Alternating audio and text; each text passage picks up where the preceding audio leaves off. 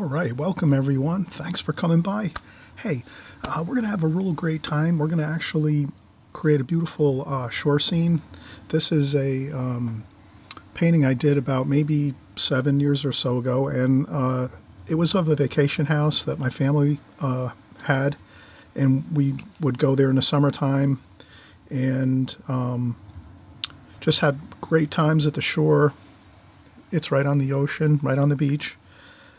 So the vantage point of this painting is actually the beach is behind us, or as we're sitting here viewing the painting, the beach is behind us, the ocean, and we're looking at the back of the house, which is faces the ocean. So, and it's a beautiful house. It has, tons of balconies and decks and places to have picnics and food, and there's umbrellas out there and tons of windows on the back of the house. And it's a beautiful setting, a great painting to do. It's fun.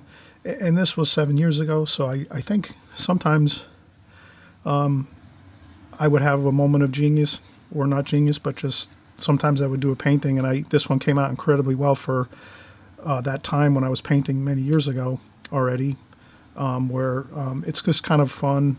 I was having a good time thinking about the shore, family, getting together, times at the beach in the summertime. So it was just like, I think it just had to come out good because you're just thinking about all the fun times, on vacation, whatever.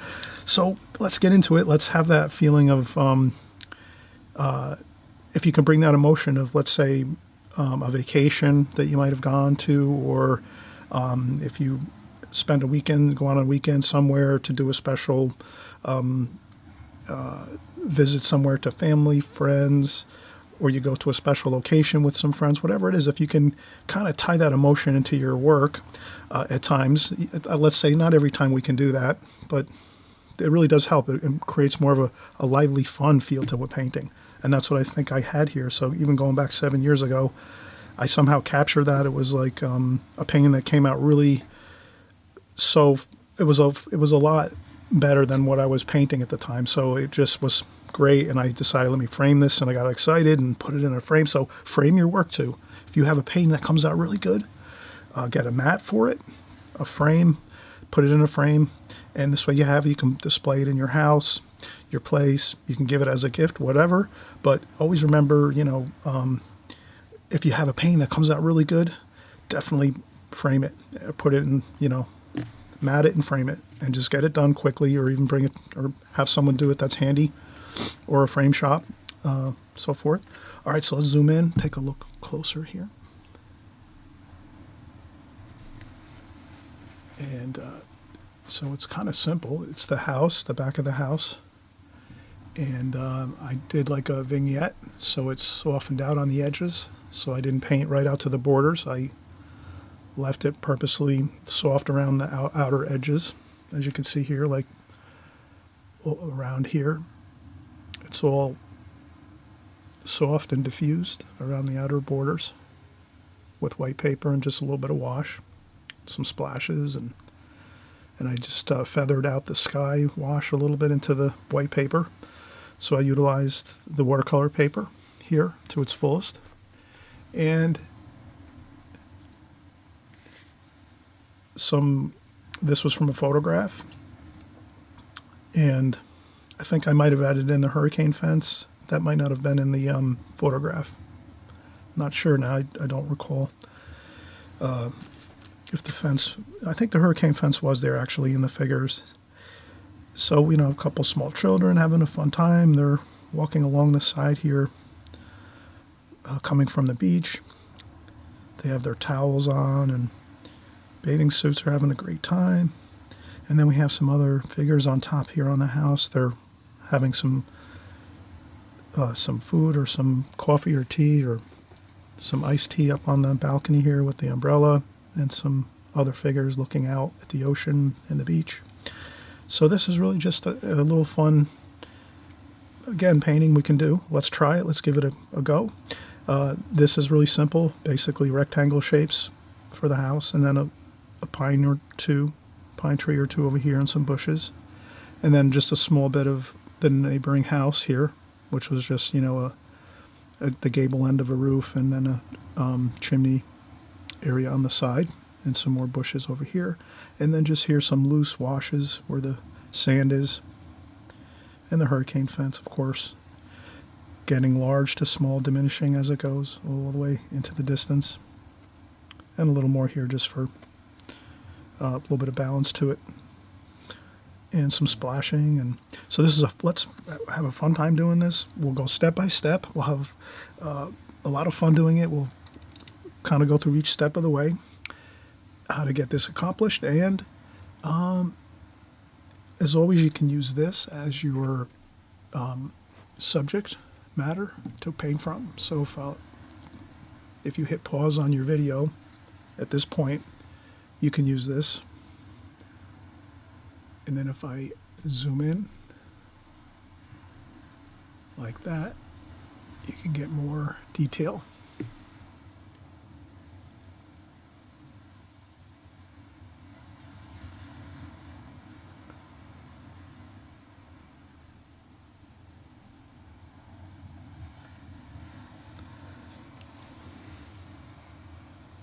Okay, so we're going to get started in just a second. I'm going to get my paper, set it up on my board here, and we'll get started with the drawing.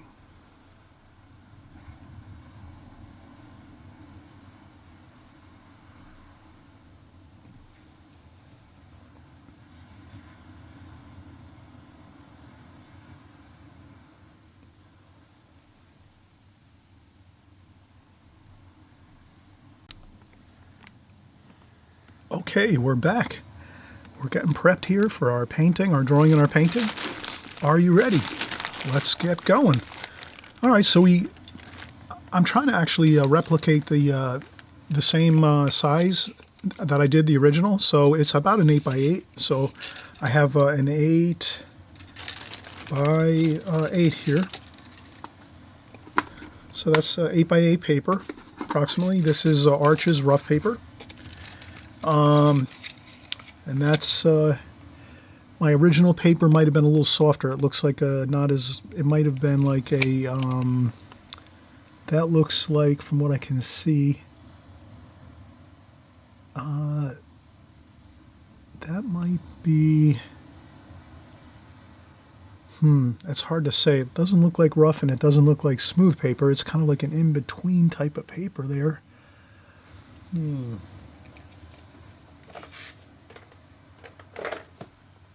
I think it's actually Strathmore watercolor paper. I used Strathmore many years ago. I used that a lot for my watercolor painting, and as well as sketching, everything. I just used to always buy Strathmore because it's really, really good quality. It's not super expensive, but it's not lower end student grade either. It's sort of in between. So that's a good paper I used to use all the time. I still use it now, but not as frequently. And that is, yeah, that looks like Strathmore watercolor paper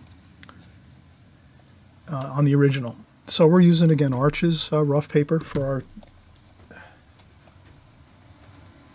our painting here. I will just add a few I'm going to add some colors here. French ultramarine blue we need. I just like to have, I don't like to, when my colors run low, I try to fill the palette up. Although I'm not going to be using a tremendous amount of French ultramarine blue. And already I'm looking across from me at my painting and thinking of what colors. So I probably have enough colors in there, but again, I try to keep the palette filled with colors. Fresh squeezed paint. I'm running low on burnt umber. So I buy the large tubes on paints that I use a lot of. So like burnt umber, I use a lot of burnt umber, a lot of French ultramarine blue. So I'll buy the large Winsor & Newton tubes. And then maybe some of my like cadmiums and things, I buy smaller tubes, the Holbein. But mostly I buy the Winsor & Newton paints. And everything else looks good. The greens, I think I need some sap green there. We're going to use green here, and permanent sap green, Winsor & Newton. We use a lot of that. And I use my apron to open up the cap if it's a little bit tight and hard to open. And we got some sap green there. There we go. And olive green looks okay. And I think we have everything else pretty good. All right, so we have anything that's really low that we don't have enough of, we add in some paint. And it looks good. I like to keep my paints, all my cool colors in one baggie. So all the colors that I use on a constant basis that are in this palette, I keep maybe all those tubes, my cool colors in that one bag, a hefty bag, Ziploc, and then the other warm colors I keep in the other bag, and that's all the cool, the warm colors, the yellows, the reds, browns, reddish browns, so anything in the warmer kind of feel, that goes in the warm colors. So I just keep my warm and cool separated into two bags. It just narrows it down. So if I need to go with it, if I need to fill up my palette quick and I need just a few colors I know right away, I've got to grab, the warm colors or the cool colors quickly, and kind of narrows things down a little bit. Okay, and then we'll get our pencil. I'll use an office pencil.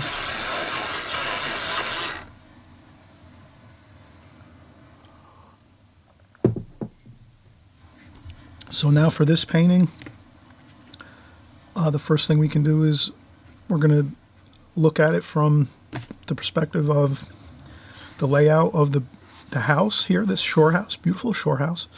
It's actually in the center of the picture, so it's like centrally located. And then we just have the other features, interesting things around it, the sky colors, the figures in the foreground with the fencing, the hurricane fence. So we'll try to get a feel for that and say, well, where is the house sitting in the picture? It's a little bit, the top of the house is about halfway, just a touch above halfway. So if we were to take our marker and say, okay, this is the halfway point of the picture, about half.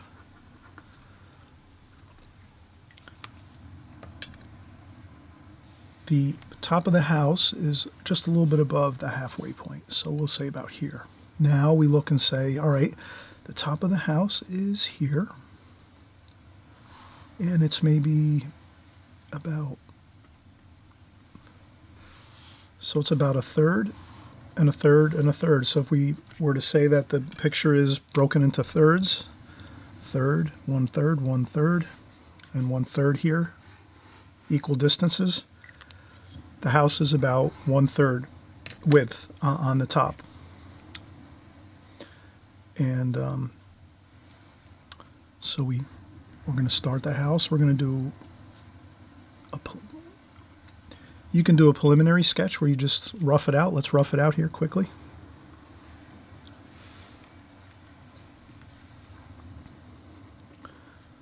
Okay, hopefully we can see this on camera here.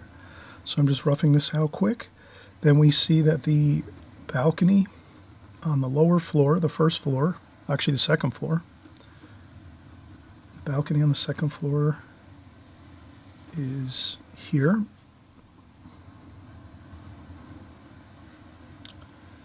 And it goes down here.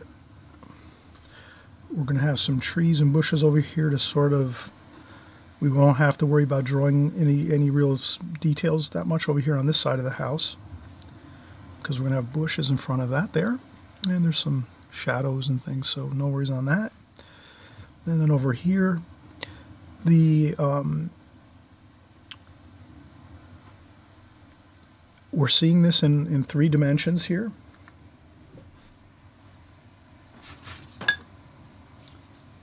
So since we're seeing this in 3 dimensions, I can kind of make this sketch I can kind of over exaggerate here a little bit, but so here, if we have the house here,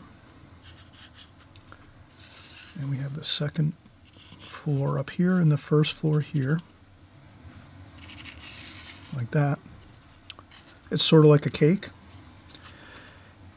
or something, or it could be just two rectangles, two boxes, let's say, two rectangles on top, one on top of the other here, 1, 2. Now here's where we just got a little bit of angles involved. The angle here on this portion of the house is very slight, just like that.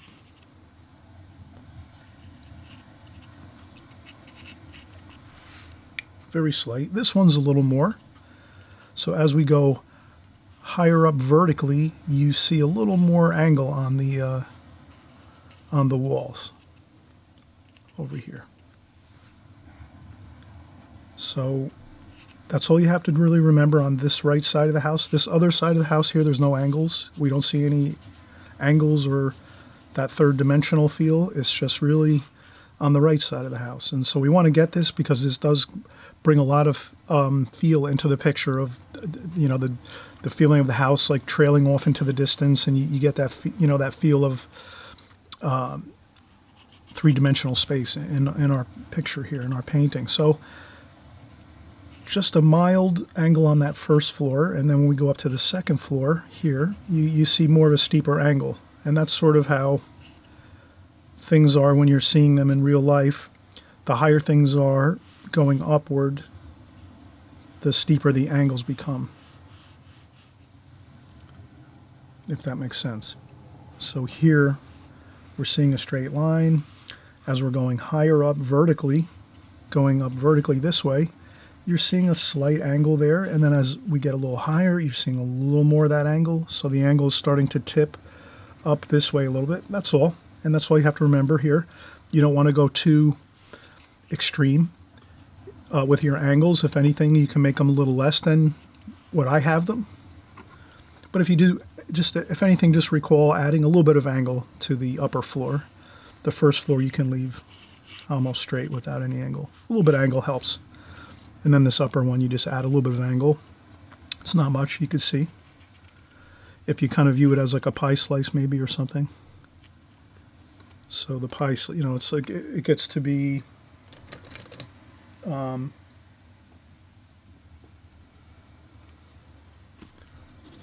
if we just, you can kind of see how that, if we're to draw a straight line across level, that angle is about, you know, a pie slice, like not a just an average size pie slice there. And that that kind of looks pretty good. All right, so we're going to draw that just to kind of explain what I'm going to do as I draw.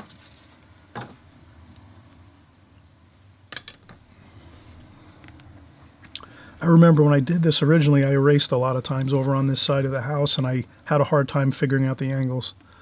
So I just do remember that for sure. I'm trying to get this. I was looking at the photograph and looking back and forth, and eventually I just went with pretty much straight across here. And there's a lot of bushes here, so you don't have to worry too much about that. And then over here, this is about here. So the first floor goes further in the distance here. And so already we're developing our house, our beautiful shore house here right on the beach, right on the ocean. And we're going to do the sand here and some of the dunes and the weeds and things. We'll fill in those details with paint. And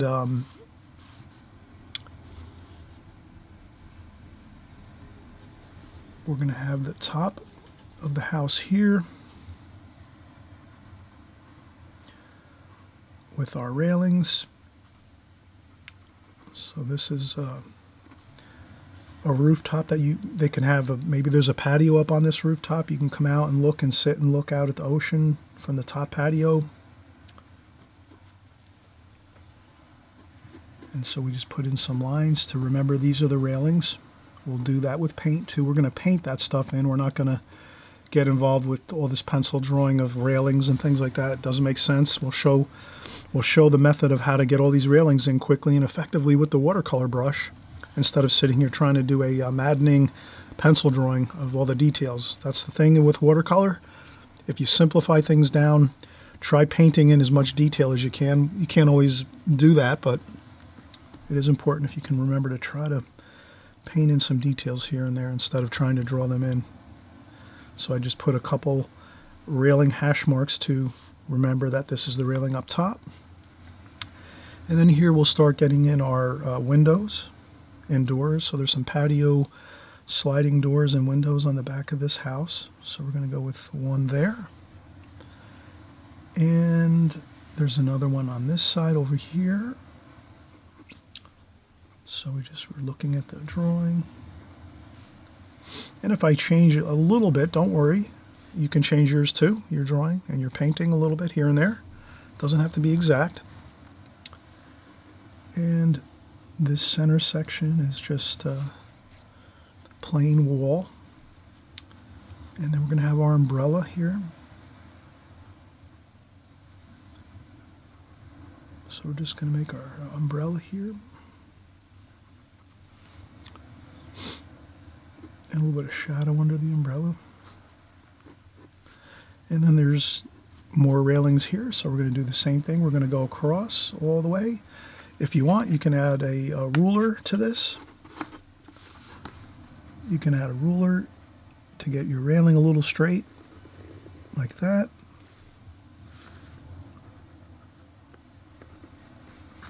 And the same thing here. We can use a ruler. And then here with the railing on this side of the house, it's gonna get thinner as it goes into the distance, into the further distance here. So again, we're gonna have a little bit of that angle. Like that. So you'll see that angle go down just a little bit.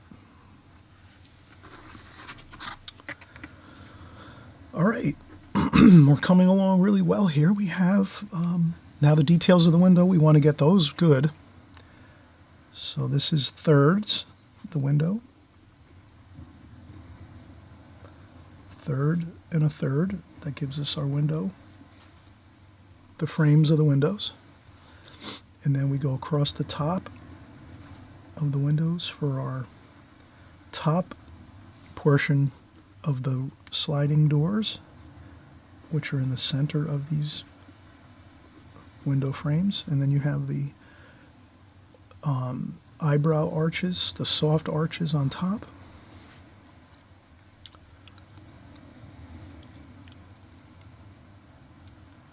And then we have a little darker detail over here. This is an awning, I think. But you don't have to get into serious, tremendous details. We can leave things unfinished until we start painting. This is a column here. This is a post holding up the deck above. That there's okay. So we're just looking around. What can we do? We have our figures over here. I'll put a railing, the top railing I'll put here. So we'll just make this a little more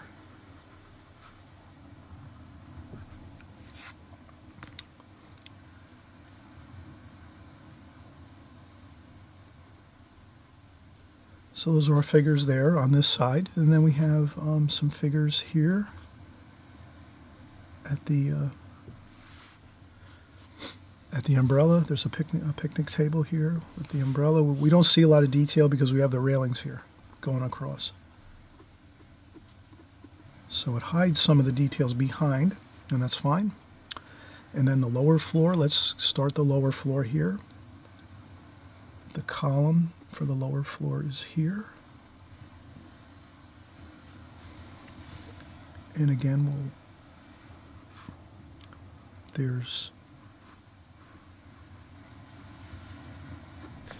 again, you can use a ruler here if you feel comfortable. You can just draw another straight line.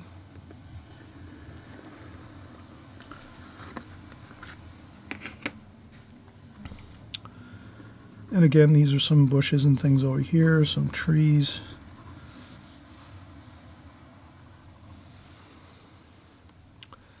And on the first floor, we do have windows.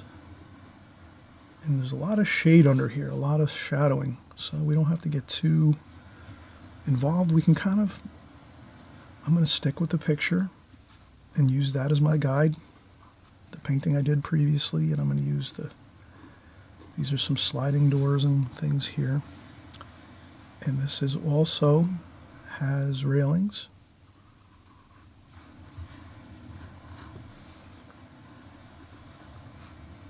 So we have more railings here.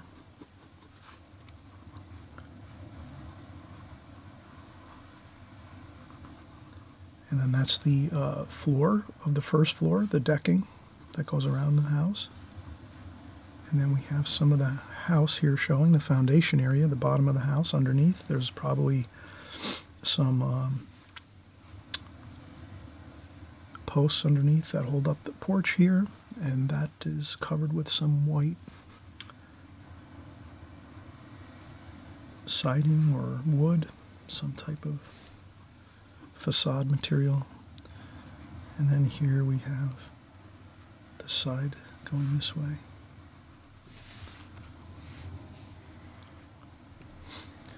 And again, these are the railings on the lower floor, the first floor. And these are the sliding doors on the first floor. And glass windows.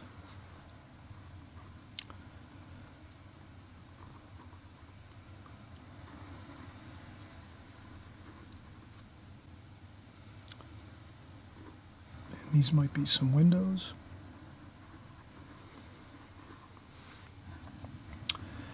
And then some more sliding doors and windows over here.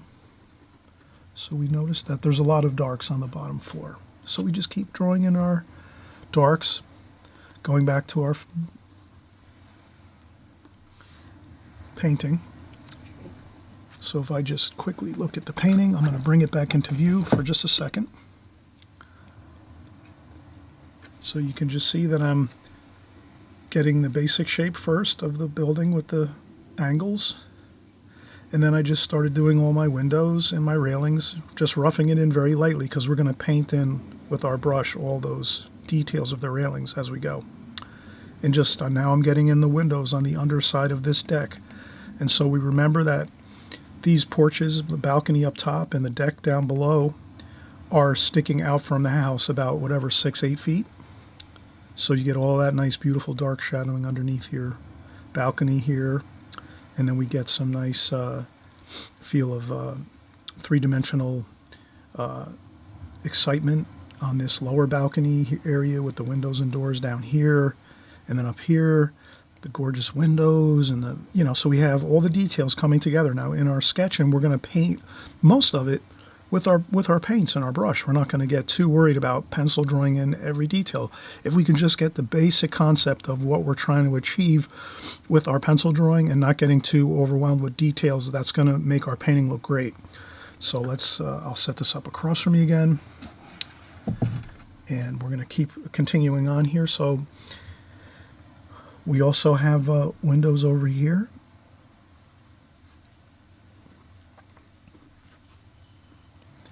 And what happens is here, we can leave the wall here.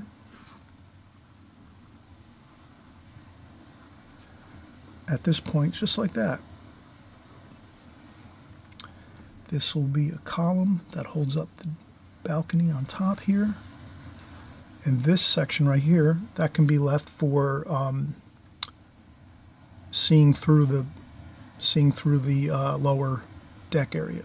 So that will be sky back here and trees or whatever it is back here. The street, if there's a street, which there is, there's a street behind this where the parking is and everything for this house. You'll be able to see through this section of the house right here. So the house wall ends here, similar to here. It just is a little further out. Not to get too much detail into this, but just this will help to make it look more interesting if we can leave that little spot with some details of maybe like sky or other things, maybe some trees or bushes or something. So we've got all our basic structure in here. We're going to do some more glass doors here. These are some sliding doors on this side, and we'll just put a couple there. This side's a little easier to manage. Not much detail there, and that's about good. Here we can say that the house over here is about there. We'll do one more window there. And then you can see through here too. This would be looking through to the other side of the house, like the street side. So we might see some sky over here or some bushes, stuff like that. So it's nice to leave some areas you can see through versus blocking it all off. If you can leave some kind of like little areas to see through your structures and your subject matter as you draw, that's all the better. All right, now we see that. Let's take a quick break. We've been drawing now for about 20 minutes. Let's take a quick break. We'll finish up doing our house next door to this house, our beautiful shore house here. And we'll draw the pine tree over here and some of the fencing, and then I think we'll be ready to paint. So let's take a break. We did a lot of drawing, especially with drawing. It takes a lot of concentration, and so we need to just relax for 10-15 minutes. I have a seat. Since I'm standing right now at my art table, I'm going to go have a seat, have some coffee, watch a little TV for 10-15 minutes, and then I'll come back and we'll start up again. All right. Hey, we're back in business here. We have made good progress. We've got our shore house, our beautiful shore house here, sketched out. You know, we did a contour drawing here, basically, is what we did. We did a contour drawing. We took our time, and we got in all of the major features of the house without going into, incredible details, because we are going to use our brush. So we will use our watercolor brush to paint in fine details like the railings. So we will use our watercolor brush to get all these details in the railings, going all the way along here, and the same thing down here, all like that. So, and then down here too, with our sharp, you need a sharp watercolor brush. Here you can see the point here. So to get these fine details in your watercolor, you are going to need a really good sharp watercolor brush with a good sharp point, a good sharp tip on here, and this is great. My brush here is pretty much new. It's only a year old, and it's a Da Vinci number 5 travel brush.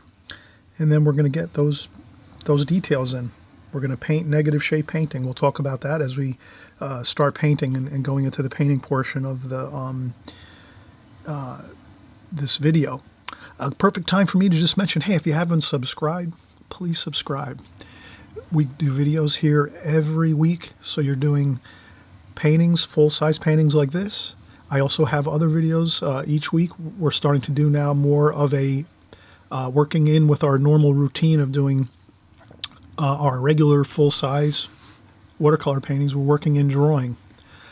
So contour drawing. Contour drawing is incredibly important. As you can see in a painting like this, we have to have our drawing skills, at a decent level. You don't have to be a master at drawing, but we have to be able to handle drawing basic subject matter like a house or fruit or any kind of still life things. In still life you might paint like cups, saucers, maybe like I said, fruit, apples, oranges, peppers, lemons, grapes, whatever the case. We have to be able to handle those more simple things, but then again too, we have to be able to draw some architecture. So don't worry, keep coming back to my channel, hit the notification bell, so this way you get those notifications when we do our quick 10-15 minute videos on drawing, and you can just draw along for 10 or 15 minutes, get your practice time in on your drawing each week, maybe once or twice, and then after a couple months or so, you're going to see your drawing skills improve dramatically. So don't forget that. Remember, if you hit the subscribe button and the notification bell, you're going to get all the videos with the paintings, full paintings as well as our drawing videos, our contour drawing videos that we're doing now on more of a frequent basis. So let's get started on finishing up the drawing here. I'll sharpen my pencil here. Okay, again, let's take one more look as we go. What I'll do is I'll zoom in just a little bit here. All right, so now you can see we've drawn the house. We got that big basic shape of the center of our painting completed. Now we're going to draw in the pine trees over here. We're going to draw in just a little small portion of the neighboring house here. It's a stucco house with a chimney. And we'll draw in our foreground figures, two or three children having a great time. They're coming back from the beach. They have their towels and their buckets and wheelbarrows and stuff of toys and things. And we have our hurricane fence here. We're going to draw in that too, very lightly though. We're going to do most of this with the brush, with our hurricane fence, so that won't be too difficult to get a handle on as far as our drawing. So most of our drawing is now complete, but we will get some more detail in just so we have a little more pencil lines to work from when we start going in and painting. Okay, so now we'll put this across.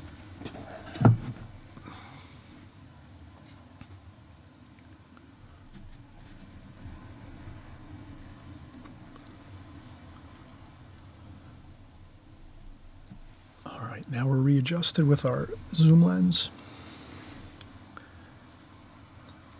Okay. We're going to have our pine tree here. I'm going to use my picture that my original painting. I'm going to look and say, how high is that pine tree? And when I look, it's about just a little bit below the very highest point of the house here, the railings up here on top. So I'm going to go across and then say right there.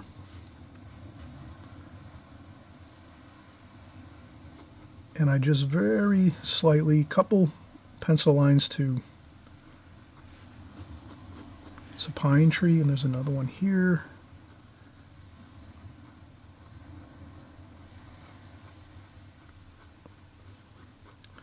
And we're going to paint those in, the details. But I just wanted to get those in here.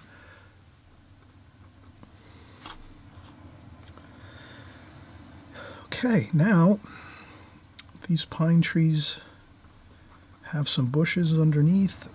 I'll pencil those in.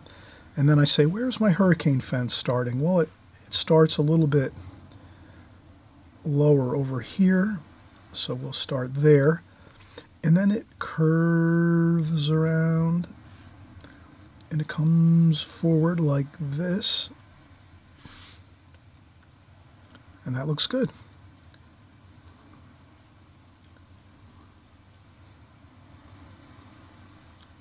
So then we have our hurricane fence slats that are here. And we're going to start. A good way to do this, light pencil line. Carefully looking at the picture.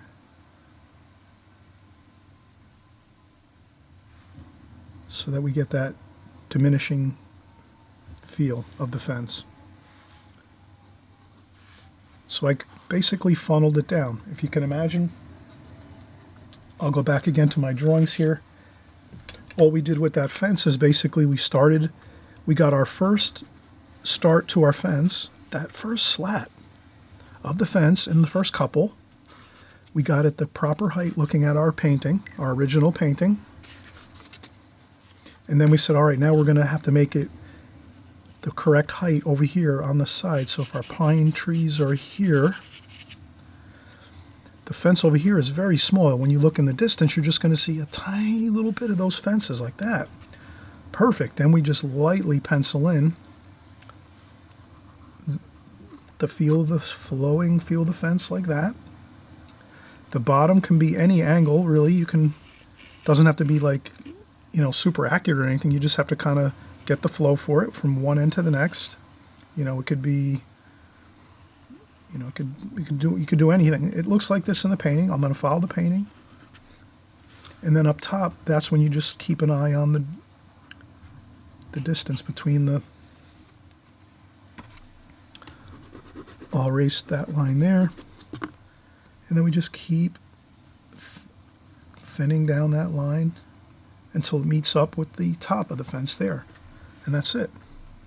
So you meet up with the top of the fence here. You draw this in first, so you have your, that's the height of the fence here in the distance, about only 1/4 of the height of this one. And then that's it. It goes right there. And then we just do a couple quick light pencil lines, and then we have the wire, which we can just pencil in quick, or we'll do that when we paint, and that's really it. And then over here we have some more hurricane fence there we just put in for effect.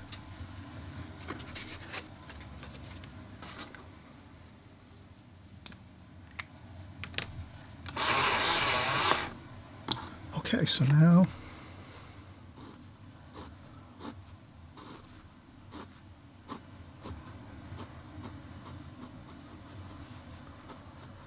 and that's all.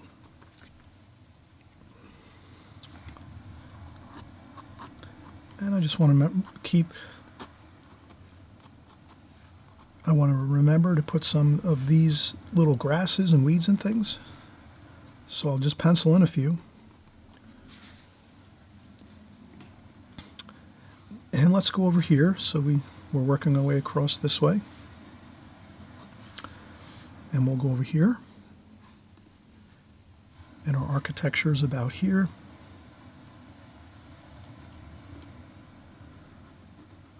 Like that. And that's a house here.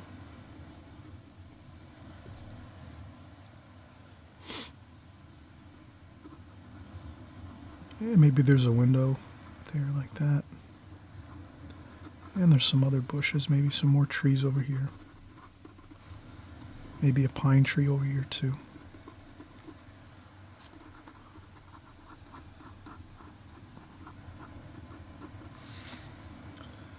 And there's a chimney. Let's do the chimney too as well. And that comes up. And that's basically like a rectangle. I could view this as a stick of butter, that could be a stick of butter, this could be a tissue box. I just see it as a shape like that. And there's a little bit of detail at the top.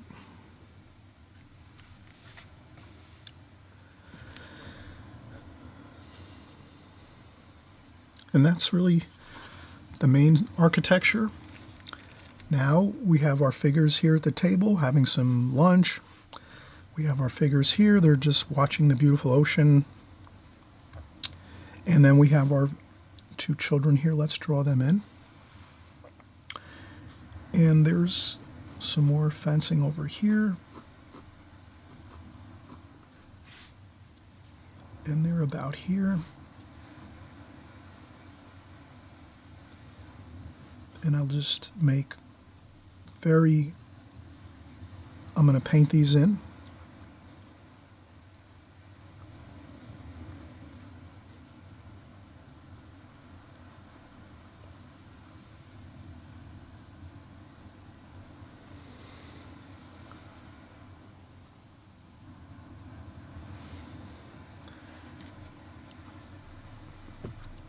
And you can make the figures have motion, and one of the figures is pointing, maybe they're having a good time, just summer day out. And I just put the figures, a little bit of shadowing underneath them. The sun's coming from behind us, so you'll see the shadows going forward like that. And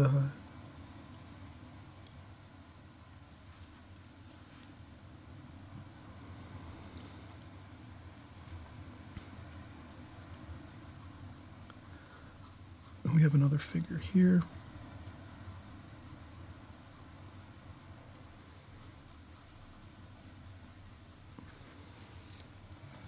Just really lightly do your figures. Just, you know, you might want, I usually just do like, I try to, I get the head, upper body, shorts, and the legs.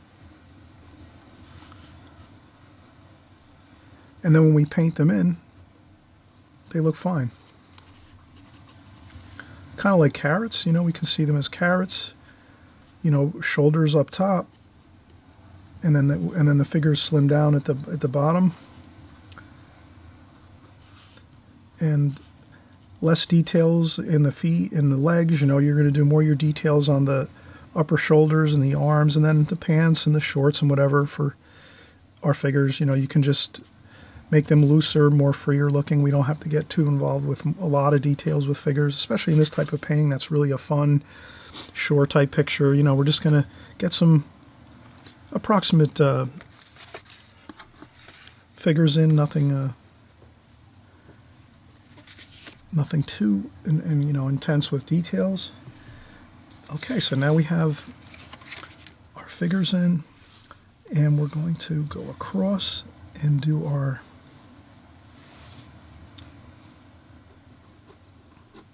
hurricane fence over here.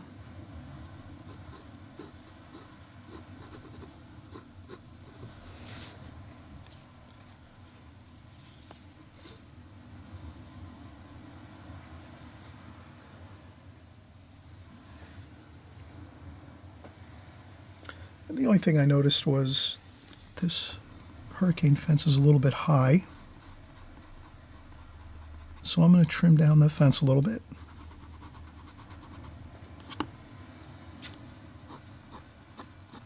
So I just made the hurricane fence a little bit shorter in height. And that'll be fine. That looks a little better. And that's it. Sky. We're going to have some seagulls here.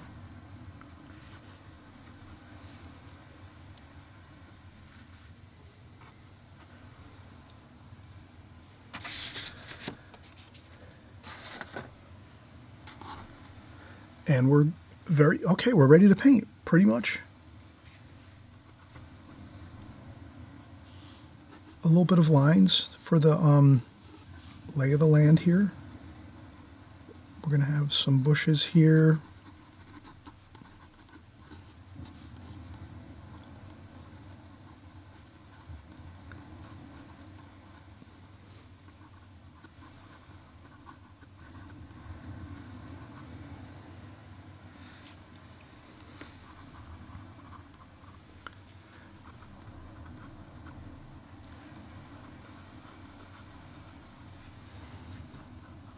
There we go. So I just wanted to get in some other details with my pencil, just to know I want to put a couple trees here, some bushes over here, bushes here, grass and weeds over here, and then a little bit of my brush strokes are going to be like the lay of the land, the sand dune coming down this way. So I'll use that directional line of my pencil line just to remember to do the brush work like this, so that you get that feel for the brushwork in the sand. And this here underneath is good.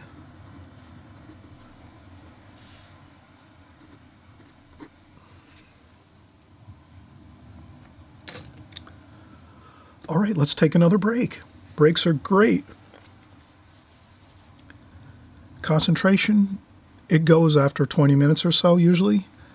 Some people, I would say most people, after you have 20 minutes or so, half an hour, concentration level starts to diminish quite a bit. So let's take a break now. We've been working for 20 minutes approximately. Stretch your legs if you're sitting and doing your work. I stand when I do my work. I'm going to sit down now and watch a little bit of YouTube, and then I'll come back in about 15-20 minutes when I feel a little bit more rested and relaxed, and we'll start painting. All right, we'll be right back.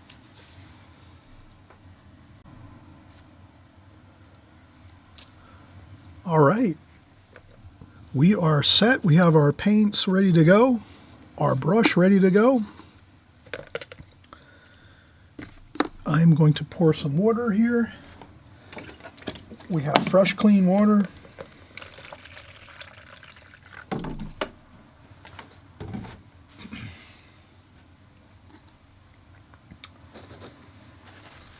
And we can start with our darks. That's the best place to start. Using darks is really an effective way to start your watercolor painting. Now this one we know has plenty of darks. So I'm going to use French ultramarine blue, burnt umber mixed in that, maybe a little bit of purple, and we can use that for our darks here. We could start under here. There's quite a bit of shadowing underneath the balcony on the second floor. And what I'll do is I'll put in some umber, raw umber, maybe a little bit of alizarin crimson, and we'll just want to, with our darks, we'll try to add in some warm colors too, besides those darker cool colors.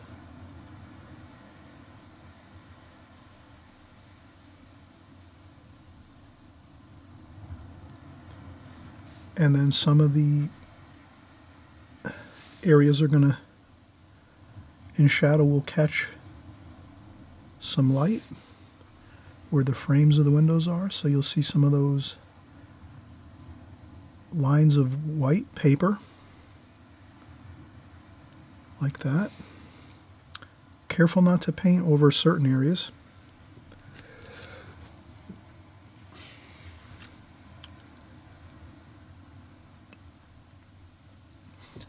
A good way to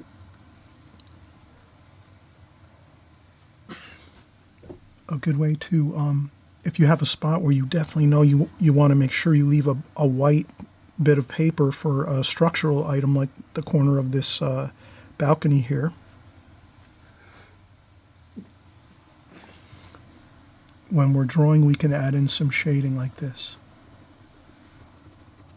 And then on this side too.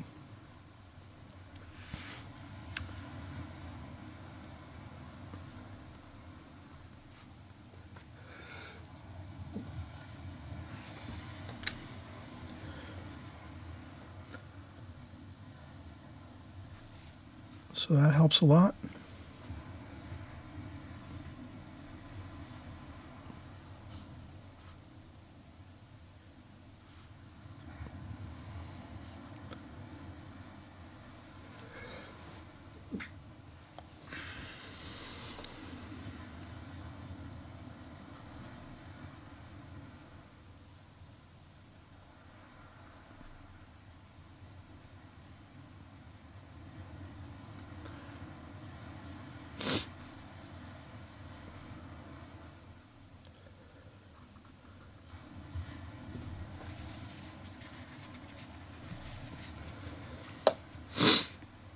And I just lifted up a little bit of paint with the tissue.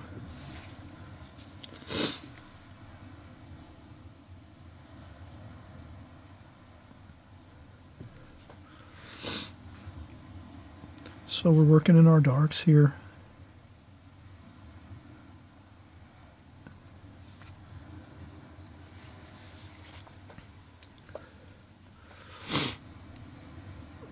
And we have some burnt umber and French ultramarine blue again with some purple.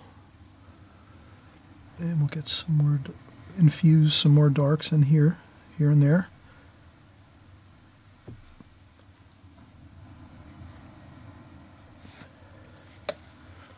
That makes it look more interesting. And then some of those warm colors too. And we will paint this lower section that yellowy color, that nice lemony yellow siding that this house is cladded with. So we have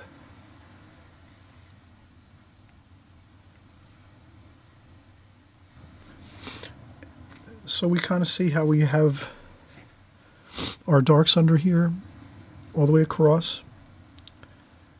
We will be able to maybe take a few spots here and there where once this all dries and we're done with the painting 100%, you can take a little tiny bit of white, titanium white paint mixed with the ever so slightest amount of yellow ochre or raw sienna, and we mix that into the white, and we can recapture a few lights here and there. So if you do go over a light area that you think is important, you can wait till the end of the painting to add in a few little lights, here and there, some white paint, let's say, just to, if you go over a spot you thought you should have left light. So that's no big deal. We'll do that at the end of the painting, actually. You'll see how we do that. So we just keep continuing. And we have cerulean blue, cobalt blue. Maybe we'll start in with some green as well.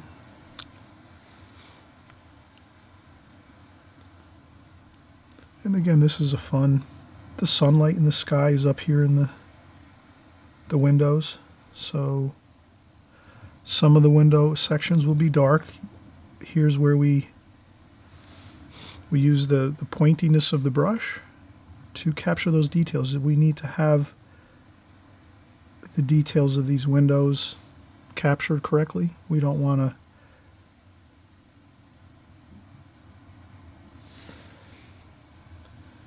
so I just take my brush and make sure it's got that sharp point there. And then we go in and get the shapes correct, like that. And some lighter for this window up here, some lighter blue, some green, blue and greens, and I say let's mix up lots of color. Use lots of variation of color. I mix up you can see how I mix up some different colors in different areas of my palette. So we had cerulean blue, a little bit of green over here, purple in the darks over here. You can infuse a few darks too. Up here it's really a lot of light. Underneath here there's a lot of shadow. The sun's coming from behind us. So if you can imagine, the sun's coming from like the upper sky behind us. So when the sun comes across this picture on top of this house, our beautiful shore house here, it creates a shadow underneath that balcony up top here. So you see that dark shadowing underneath. And then up top on the second floor, you're not getting any shadowing because this railing is actually flush with the building, so there's no overhang up here on top of this. There's nothing, protruding out from the house above this second floor balcony. So this is all getting sunlight here, and you can see that the sun is just striking the windows with brightness, and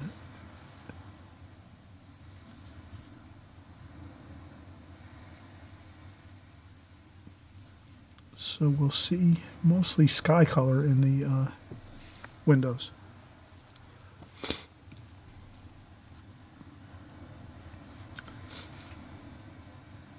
And then for the railings, we can go with a little bit of a darker.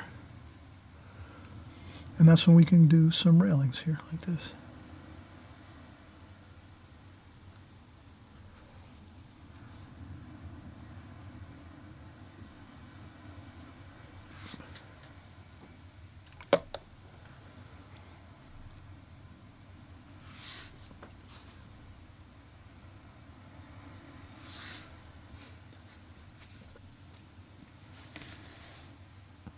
So we didn't have to really do much pencil work for the railings. We can just add them in like this. And we can just a couple here and there. Change the colors of them. Some light, some dark, some warmer, some cooler.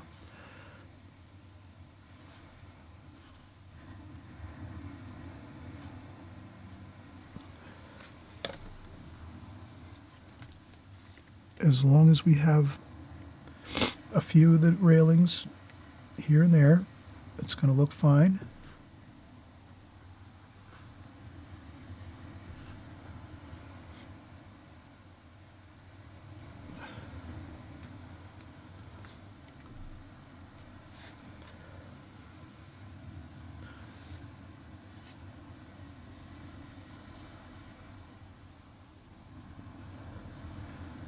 And then I'll add in the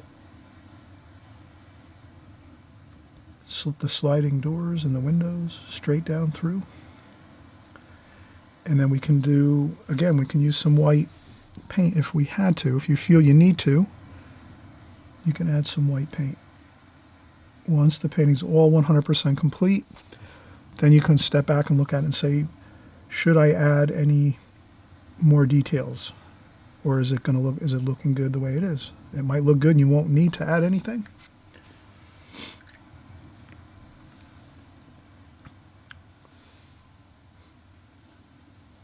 All right, we're really coming along really nicely. We have a shadow under there. And then we have windows over here too. And I'm not going to make a lot of details over here. I'm going to try to keep this minimal.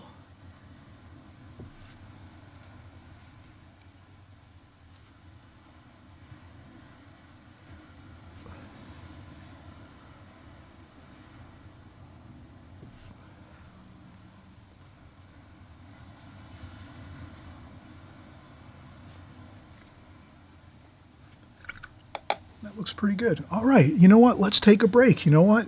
We did a lot of focused energy here getting these washes in, and it took a lot of patience and careful painting. So let's take another quick break. We might have been working 15, 20 minutes. And I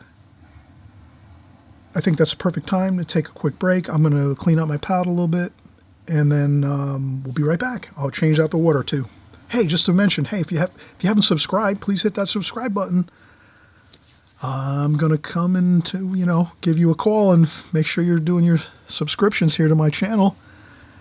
You want to make sure you have all these great watercolors coming to your own YouTube site every week. So every week we do videos on watercolors. We do videos on drawing. We do every type of subject matter. We do beautiful shore scenes like this. We do seascapes, landscapes, cityscapes, all kinds of subject matter. We do still life, flowers. So we cover everything here on this channel. So don't forget to subscribe. You're just going to miss out if you don't subscribe. If you hit the notification bell next to the subscribe button, then that's just as well. You'll be notified, and then you can check out the video quick if you like it. You can watch it and work on it at your leisure. Or if you're not so keen on that painting or that video, you can just wait till the next week. Or you can go back in my archives. I have hundreds of videos in my archives too. You can always go back to and watch. Okay? All right, we'll be right back. We're just going to take a quick break. Welcome back. Welcome back. We're getting started again here. So let's have some more fun. We have our brushes, our water. I just got some fresh, clean water.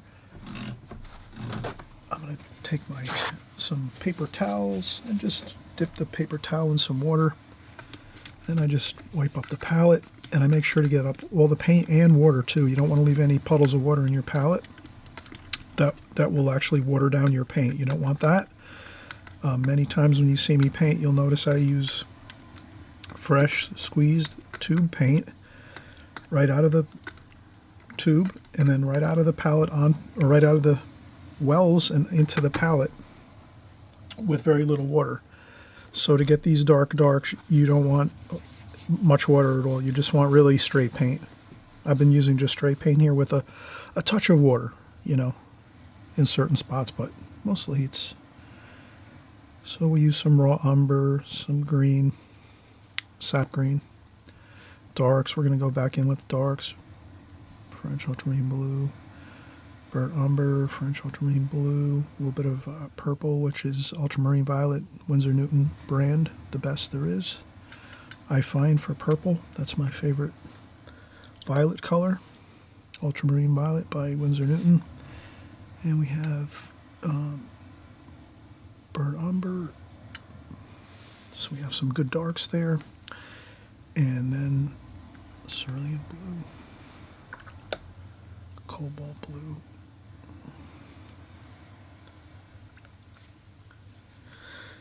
So when I look at my painting across from me, and again, I'll just lift it up and bring it in view again, just so we kind of see. So, and we can zoom in here a little bit.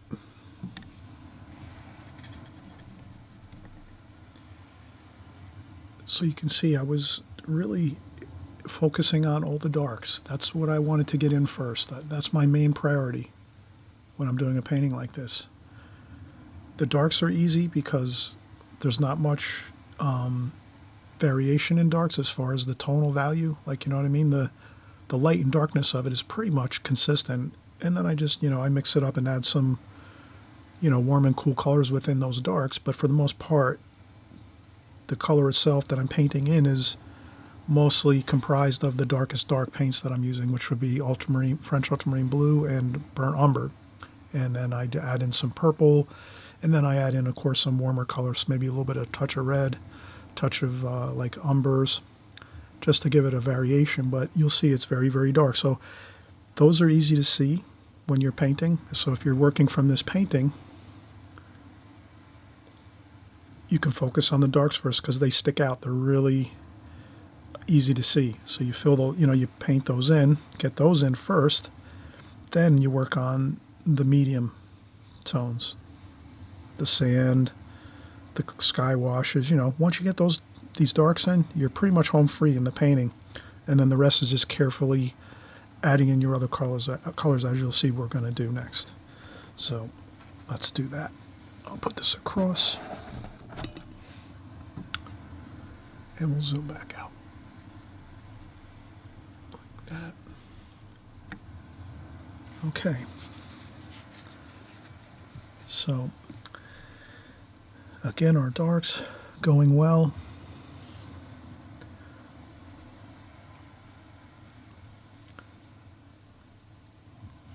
There's some greens over here.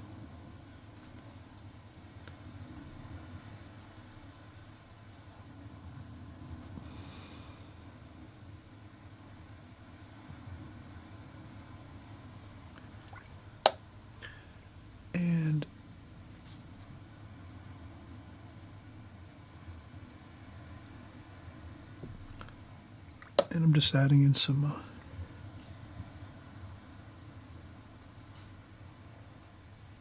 greens.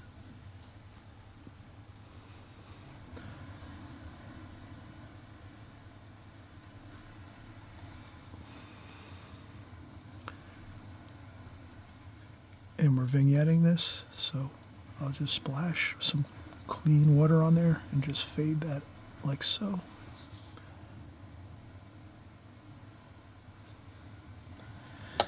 All right, now we have a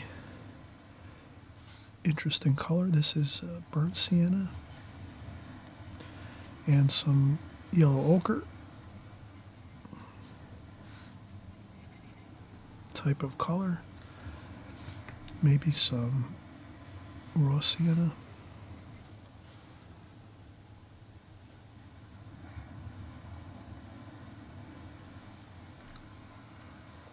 For this adjacent house here, next to our shore house here, and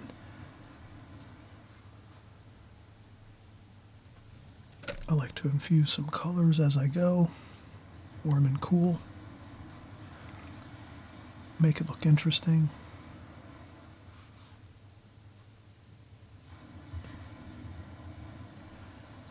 And again, we're fading this into the background.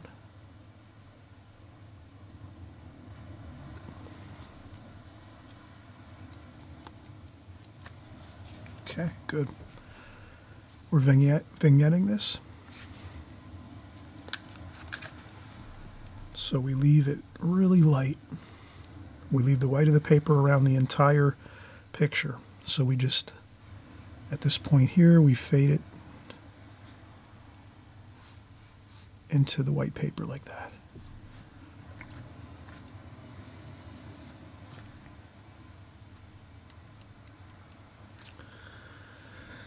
And we can continue with this. This is the chimney here. This is the bright part of the chimney. That's the sunlight is here.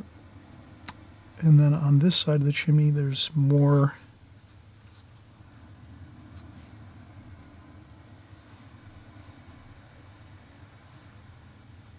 Let's get some darks up here.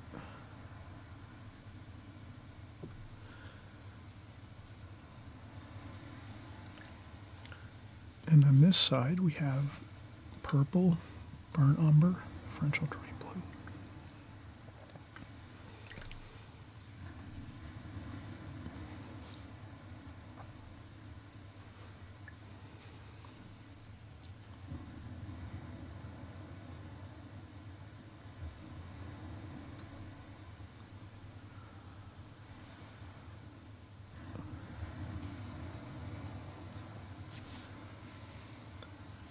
Okay, and I'm careful to do any more details to this. This has to dry a little bit. So sometimes when you're painting, you'll notice you need to sometimes let things dry a little bit.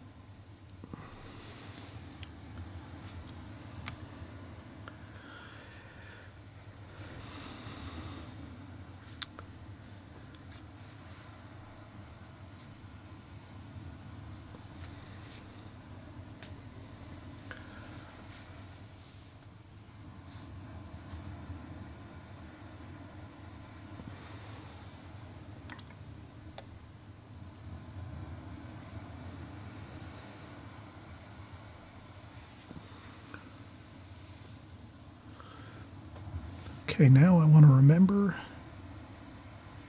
that this is going to be sky color here. I don't want to paint over that.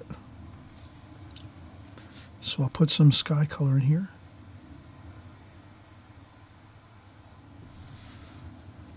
And on the other side of this post over here,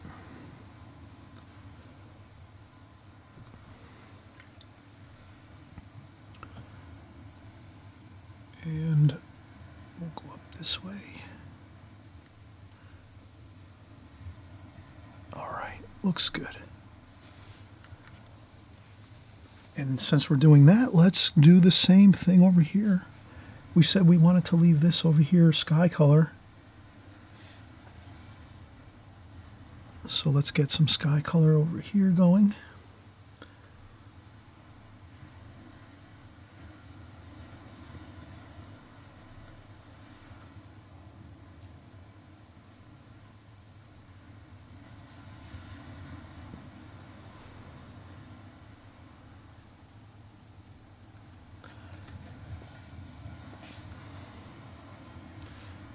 And we just fade this here.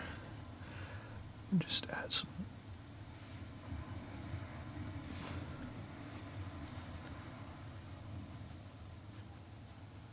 There we go. And you let your brush dance around on the page, on the paper, with your washes. Have fun with this. That's the whole key here, is we're just having fun. Watercolor takes many years to learn, so whether you're, a beginner or you're an intermediate artist that's been painting only a couple years or 5 years, or maybe you've been painting 10 or 15 years, but you don't have a lot of time because you have a lot of things you have to do in life, obligations and people that you have to help in your life and so forth, and family, and still doesn't matter as long as you're having fun with it. Have fun with your paints, with your brush, your art materials, and you'll be fine if you're having fun with it, and you'd never worry about how the painting looks. You just have fun with it. If you just learn one or two techniques every once in a while, eventually you just wind up using all those techniques continuously in your painting, so that you're always doing the same thing over and over. As you notice, for myself, I use the same techniques over and over. I know many of you that follow me for a long time, you probably have a lot of my techniques already. They're just second nature to you, and you just use them as you go and as you paint. And that's what I try to do, is I try to always cover the same techniques that I use on a continual basis. And then it just becomes your technique as well. As long as I'm painting that way and you're following it and using the same technique, you're going to have the same result. All right, so we're doing well. We did our adjacent house here, and we'll carefully add in some windows here. Like that. It could even work when it's a little bit damp, the paper. Just go in real with thick, goopy paint. You don't want to have like paint, water, tons of water, and then try to go in and add some darks in there. If you're going to add in some paint while your paper is still damp, you want to make sure it's just strictly the paint right from the tube. And then it won't dissipate onto the paper. It'll just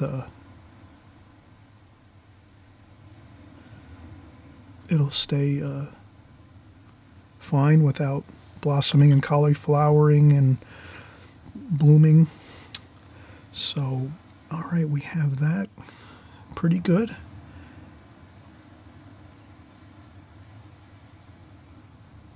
All right, so we've done a lot so far. Let's take another break. We've been working for 10-15 minutes.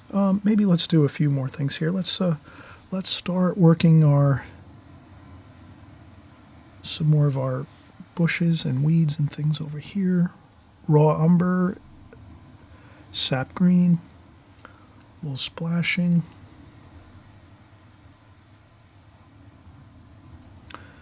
Maybe a little bit of French ultramarine blue and sap green to make a nice evergreen type color. And we could do maybe a little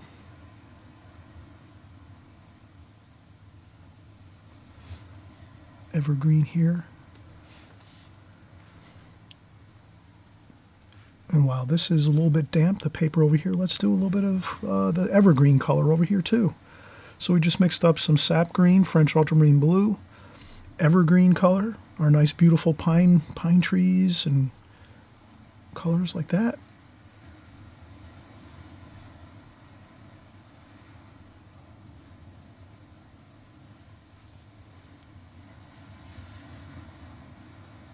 And then we'll go in later and do more finer details. But if we get a little bit of the color in there, we're going to be in good shape here. And we could go right down there. And some here.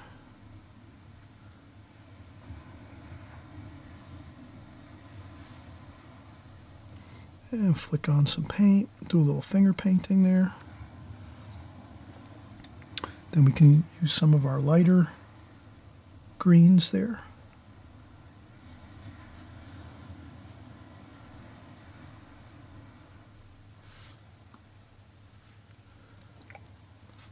And then maybe fade it with a little bit of water. That there. And then I'll just blot up a little bit of the water with some tissue there, like that.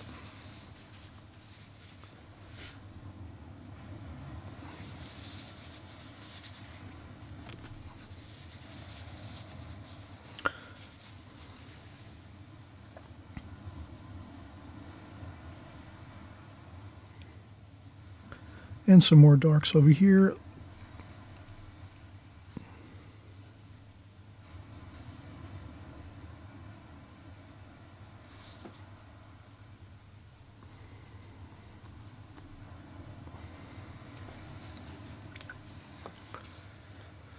That makes a good balance.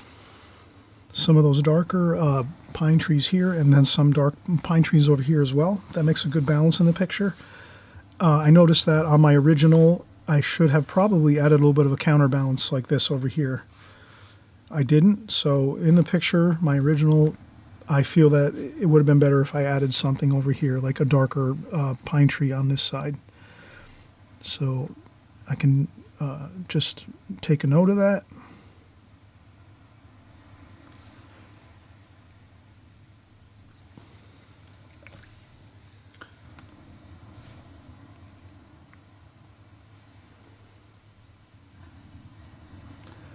Now we'll start working in some brighter greens, cadmium yellow, lemon yellow.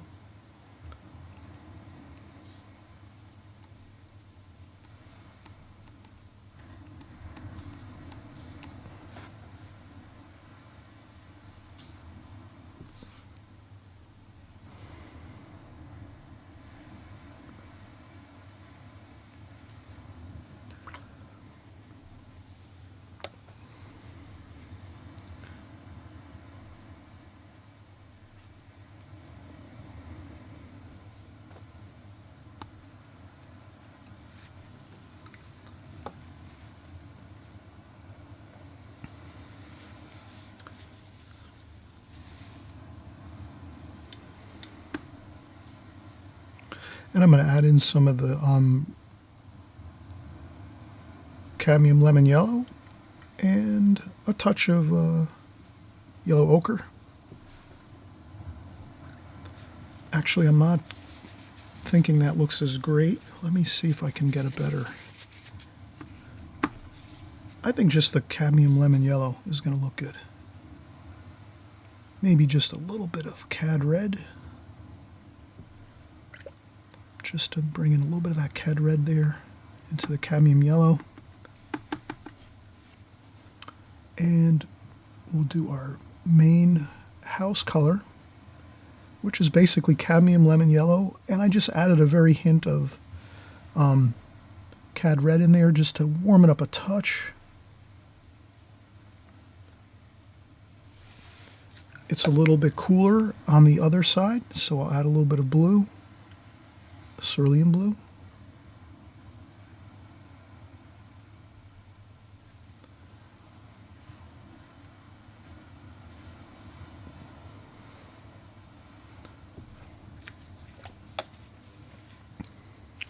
And this is in the sunlight over here.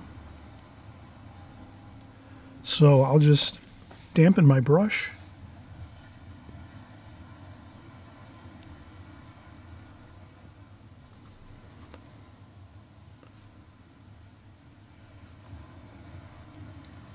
I'll add some lighter and darker tonal values to that yellow here and there.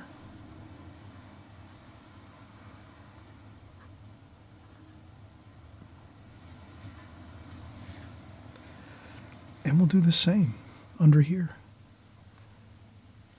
We just try to remember what was, we look back at the picture and say, all right, what is the walls underneath here, and what are the windows, to make sure we don't, I mean, if you paint over some of the windows with the yellow, that's fine. But let's keep it somewhat accurate so I remember that this wall here was actually the siding, the cladding of the house, yellow. And then over here, the same thing, this part of the house here. And then there's a window here, and there's more cladding, cadmium lemon yellow.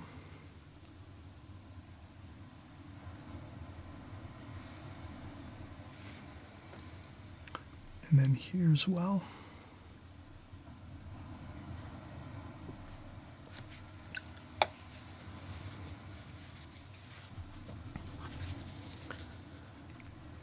A little bit of blue.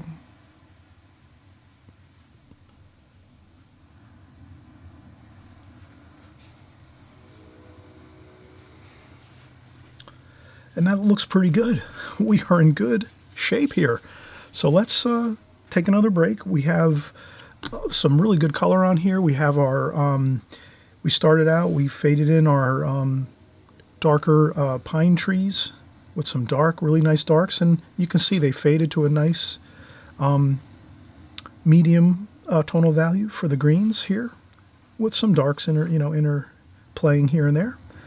And then you have the neighboring house here with some raw sienna and burnt sienna. And then we had our cadmium lemon yellow with a touch of cad red, just a smidgen of cad red. to add in here for our main house. Here. And that looks pretty good. So we're going to continue, but we want to let this dry now, because with watercolors, it's to your advantage if you take breaks, in a sense that things get to dry, and then when you pick back up again and you start painting, you'll have less of a difficult time with things blossoming and cauliflowering and things like that, where you add a paint stroke over here and it starts to infiltrate into another area that you just painted. That might be a lighter color and you got a darker color now going in there. If that does happen, no worries, you keep a tissue handy and you just fold up your tissue like so, and you just blot up if you have a problem where you have some things infiltrating other areas that you want to keep a lighter tonal value or a lighter color. So you can use that tissue to blot up paint if you notice something goes a little bit the wrong way. No big deal. But if you do take breaks and let your paints dry a little bit, you can also use a blow dryer to quicken the process a little bit. I use the blow dryer sometimes to make things go a little faster, drying washes and things. But here we're using pretty much alla prima. We're using the direct approach where we're just going in and painting. And we're not really doing glazings. We're just doing the darks first and then work our way toward the lighter tonal values through the picture, through the painting as we go. All right, let's take a quick break and we'll be back as soon as possible. Hey, don't forget to subscribe. Hit that subscribe button, would you, please? I know I mention it a lot, but you have to remember there's a lot of other great artists out there on YouTube. I want you to come to my channel first, all right? So we'll see you in just a second.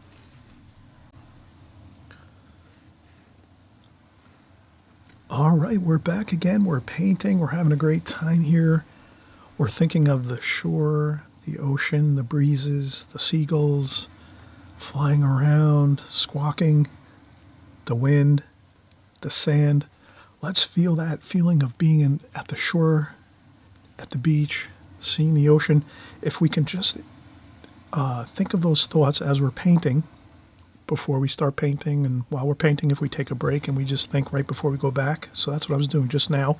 Right before I'm coming back to paint, I was just thinking about my vacations at the shore, how much fun it is, the great feelings, the just good times, and it kind of just makes me in a good mood. So let's get into a good mood. We'll get back into it here, and we're actually doing quite well here. We have mostly the main portion of the painting completed. We have a lot of the house here completed, and the neighboring house and the trees and things. So we're really, this is really coming along fine. So the next thing we'd like to do is probably, let's work the upper portion. Let's do some of the sky. We can also shift to a larger brush, maybe for the sky. So I'm going to go with a 6 Raphael brush. And I like this cerulean blue for the sky color, and there's a little bit of I put a little bit of in the original, I put a little bit of the cadmium yellow in the sky color too, just to sort of blend that color into other areas of the painting. Even though you might not see cadmium yellow in the sky,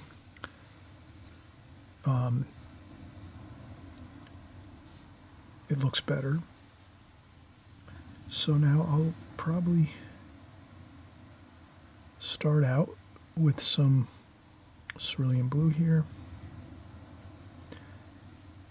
and I'll just try to make a cloud shape here.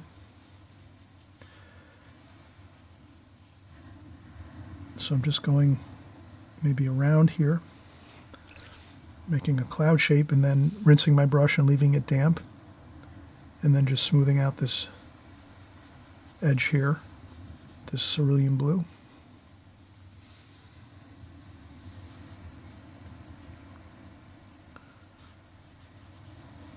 And then I'll take some more of that cerulean blue. And I'm trying to paint along the top of that railing here on the top of the house. Sort of like an observation deck kind of thing.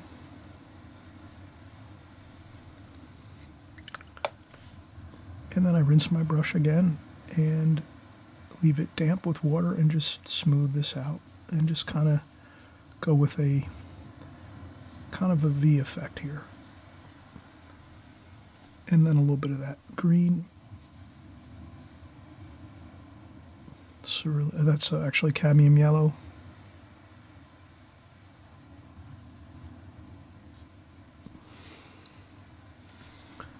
And then we could go with some purple and burnt umber for some shadowing in the clouds here. And again, I rinse the brush off and add water to it. Not a lot. I try to tap off some of the water.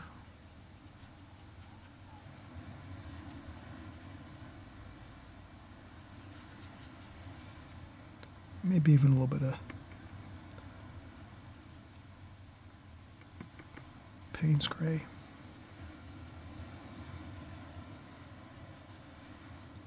For that cloudy feel. Payne's Gray in the cloud a little bit there.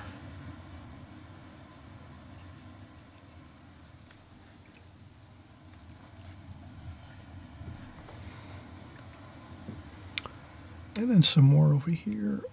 And I'll do another kind of cloud feel. Cerulean blue. And I want to leave a white border around the entire painting. So I'm not going to go all the way out to the furthest point of the tape where I have it taped off.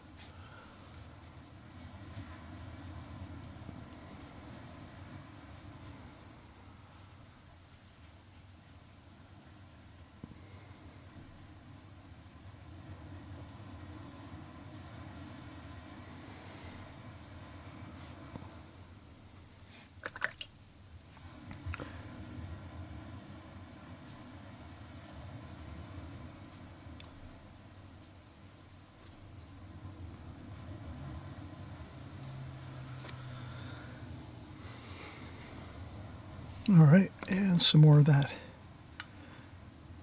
Payne's Gray. And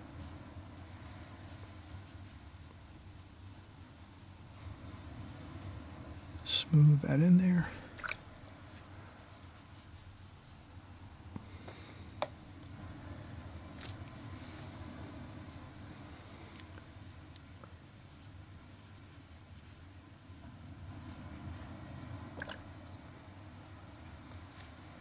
And I could just lift up a little bit with tissue here if I go over the... I want to try to keep that border again of white paper.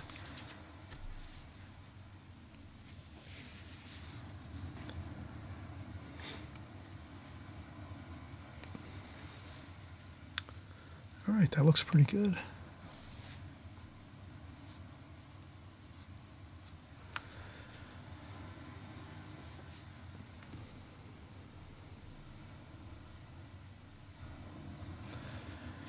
Now we can take our brush, our number 5 Da Vinci, with the cerulean blue. I dry off a little bit on the tissue, and we could do some railings here. And what's good is you do every once in a while along this line here. Not every location like that. Same here. Then we go in and get a different color, some of that burnt umber, French ultramarine blue, a little darker, a little bit of the purple. Dry off the brush just a touch, and then we can do a few more. And this is a good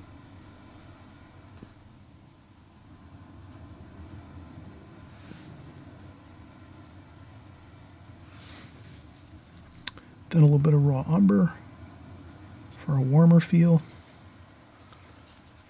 And we can add that into some of the spaces that we already put in.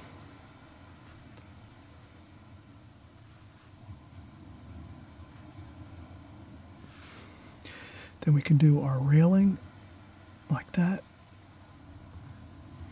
This is French ultramarine blue, burnt umber. raw umber we can mix up a little bit. Straight paint though, don't use much water at all. And then we just go across the top like that. Hit and miss, not everywhere.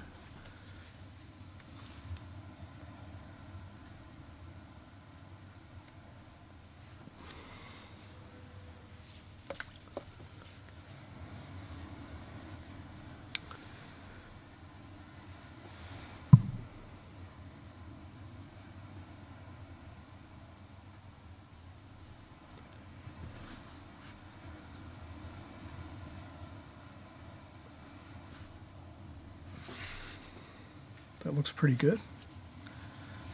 And a little more detail under here. There might be a little bit of a shadow under here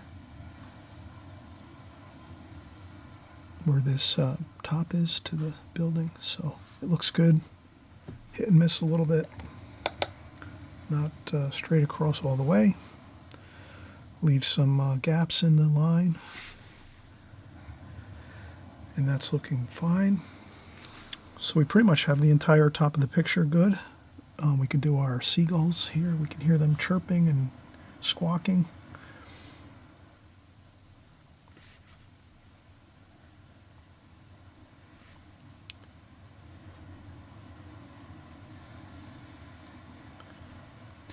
And I would maybe let the paint dry in the sky before doing the seagulls. That might be better. Let's do that, because I notice already it's going to start to, the colors are going to get blended in with the sky. The sky's still very wet now. This sky wash we did was a lot of water, so you have to remember that. If you go in and do a sky wash, there's going to be a lot of water on the paper. That takes like 20 minutes or half an hour to dry, so we won't go back in to do any more of the seagull details until later. Same thing with the trees over here. Let's leave any details in the sky areas just completely, we got to wait till that dries like 100%. Now we'll do our umbrella here. We have a nice red striped umbrella.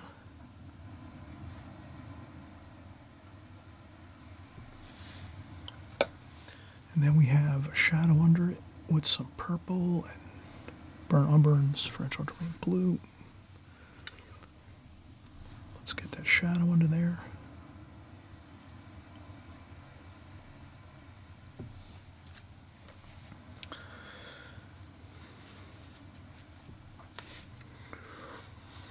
And what else do we have here now? We can continue to get some more details. Let's do a little bit of this railing detail.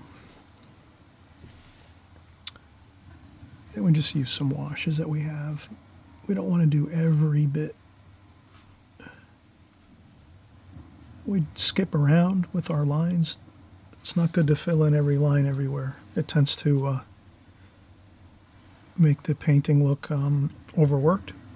Let's do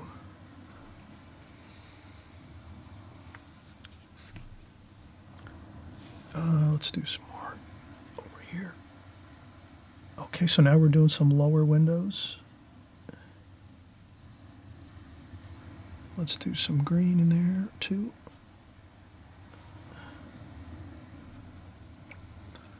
Maybe some meridian.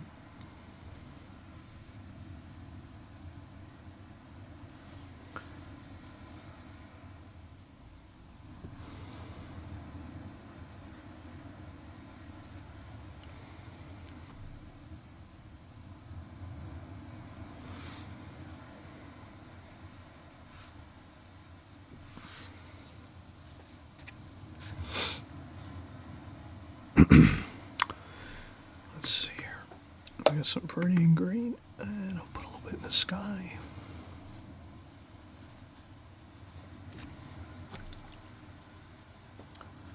I hope everyone's enjoying this. This is fun. We've done a lot of work so far, and we're getting in our windows now on that first floor.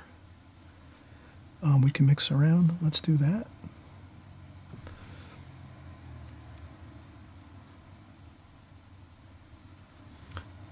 Predominantly blue for the windows. They're picking up the sky color, that's why I say that. So when we're doing windows, you're thinking it's picking up the sky color mostly. If you have green trees nearby, your windows will pick up the green color of the green. They reflect. They're basically windows. A lot of times mirror the surroundings. So if you have tons of trees, you'll find that your windows will reflect that with green. If you have a lot of sky, that will reflect into the windows, the blue color.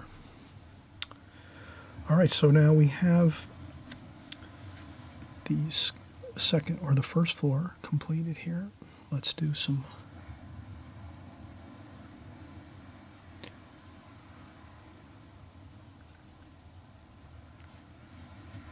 so I'll do some spindles for the railings as we've been going along.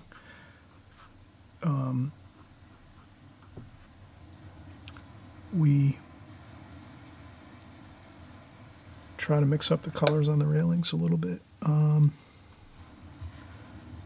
Blue, we could do some blue here and there.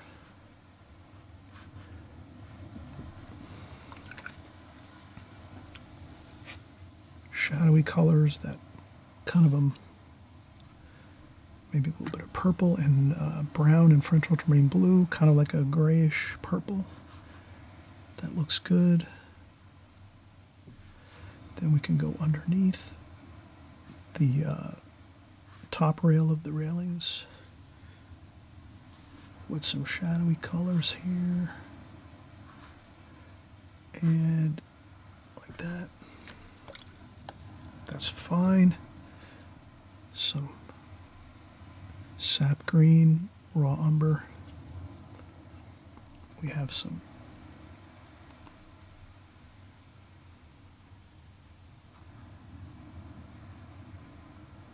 bushes here along the sand dune here, so that's a little bit of shadowing there.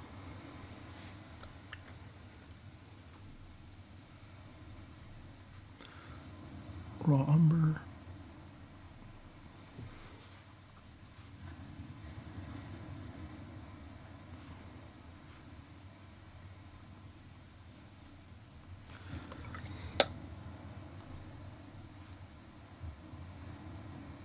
Okay, and we're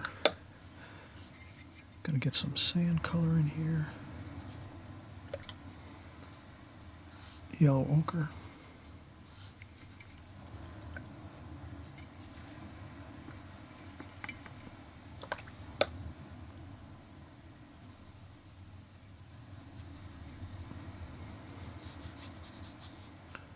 There we go. Some sand color, some splashing. I just take the sand color and splash like that, get some speckles of paint on the sand to give it that feel.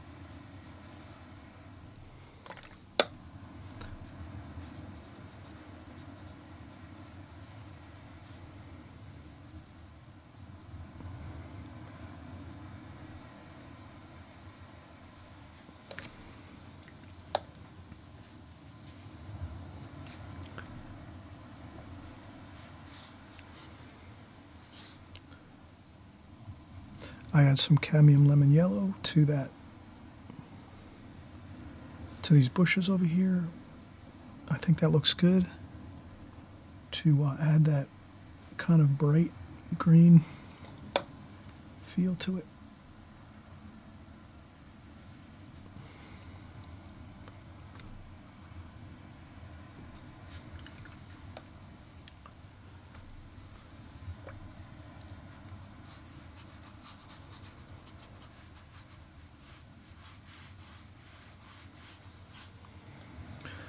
And we have some sand here. Raw umber maybe.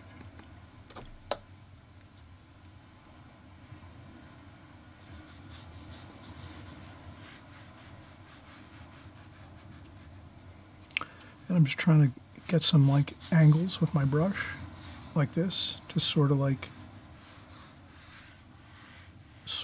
the eye into the picture like this. like that. Over here, I'm trying to keep the picture vignetted, so I want to lift up some of that.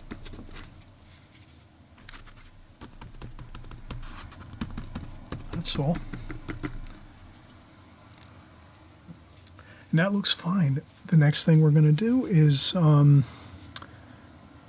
get a little more of the details for the figures here in the foreground, some more darker paint for some pine trees over here, and then over here we'll do some more finer details to these pine trees on the right.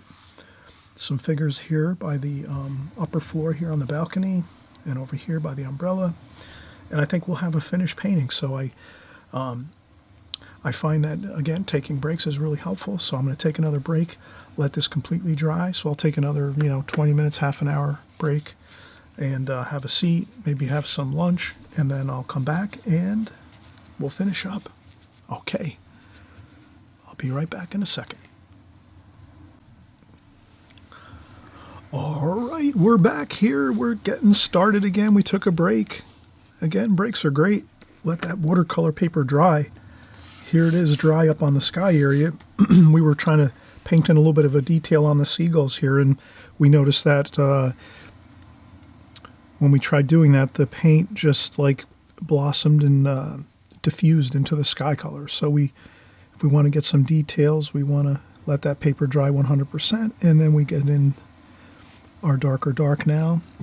Dry off a little bit of the paint on a paper towel or a tissue, and we can get our seagulls. A little more details here, like that. And another one there. One there. And another one there.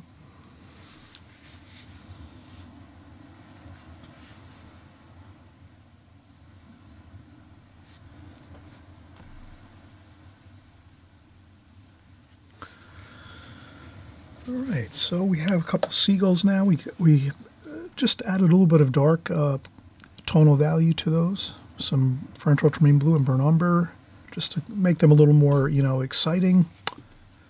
And we're going to go in with a little bit of purple. Let's interrupt this this line here. I noticed when I was coming back looking at the painting that I wanted to sort of add some shadowing to the to this bit of trim work that's along the balcony here. So instead of leaving it all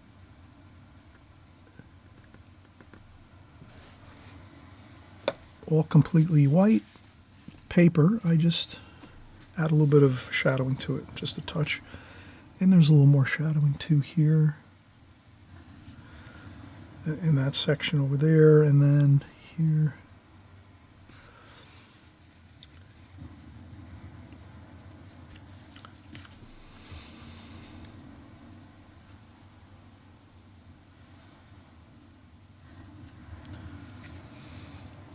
And that's good. And always remember that when you're, this is just a good thing to keep in mind when you're doing a painting where there's, a substantial amount of details. You don't have to worry about capturing every single detail. You start out with the main portion of your painting, and then you can add more details as you go. But you'd rather hold back on your details in the beginning, and then toward the finishing of your painting, as you're finishing up your painting, then you can add more details if you like. But it's sometimes better to leave it a little bit lacking in a lot of fine details, because there's already a lot here. You can kind of see all the window shapes and the spindles. Those are of the railings. That's a lot of detail. So there's so much detail happening in this painting. We don't want to really just over bombard the viewer of the painting with incredible amounts of detail, because it'll sort of make it too busy in a sense. So if that makes sense. So let's continue on here. We wanted to go with a little bit of shadowing under the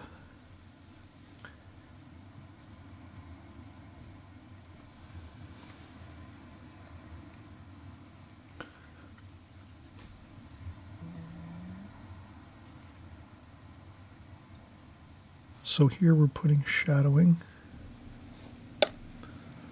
under the deck here, like that. And that follows the dark shadows we painted in the beginning.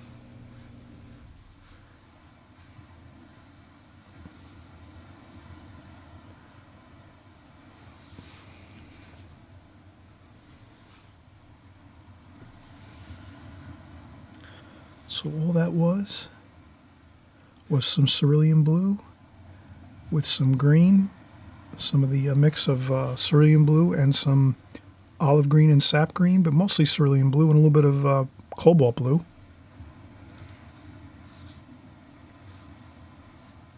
And I add just a touch of warm colors into that shadow too. We could also add some cadmium red to make it more exciting. That cadmium red in there looks good to the shadowing. Brings like that warmth. It's hot, it's sunny, it's summertime.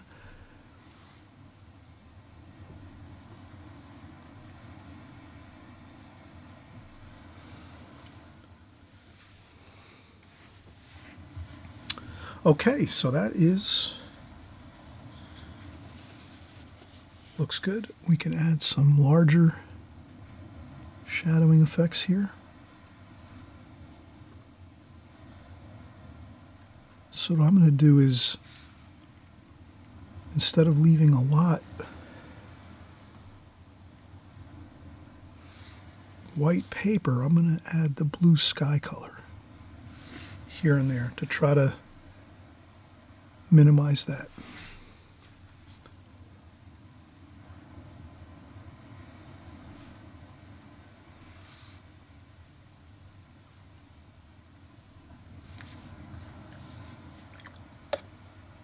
That's all. A little bit of blue, cerulean blue wash to minimize that white paper.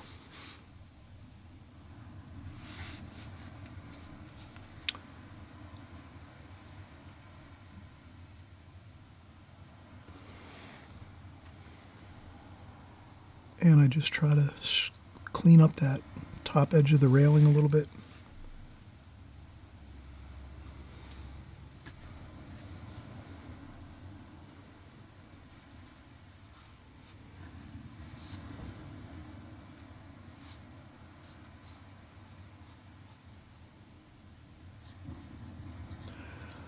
And I just try to make a little of my own creation here of some lines from the top of the house outward into the sky, just to make it look a little more interesting than just what's there.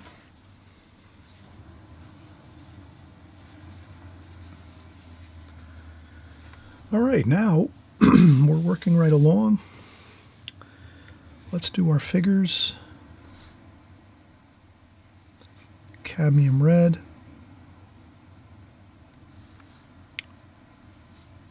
Burnt sienna. And some yellow ochre for flesh colors. And we're going to do our colors here.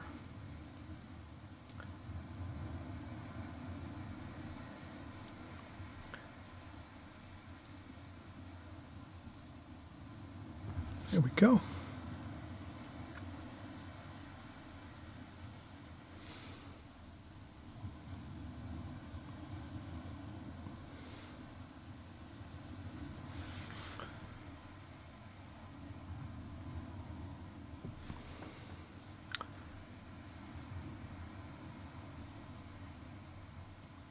And we're doing our figures. We start with the shoulders and the head, and then the legs, and then we leave a little spot for the shorts. And then we'll make the shorts straight paint, nothing else. Let's go with cerulean blue, straight cerulean blue.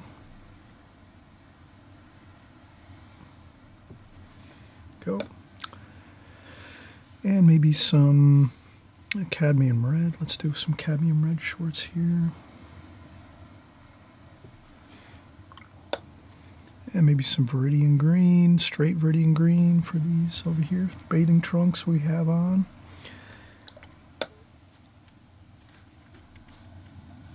Some more flesh colors. And maybe we have maybe a blue bucket there.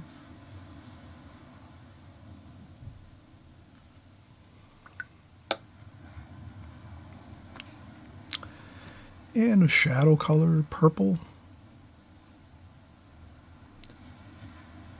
And some blue in there.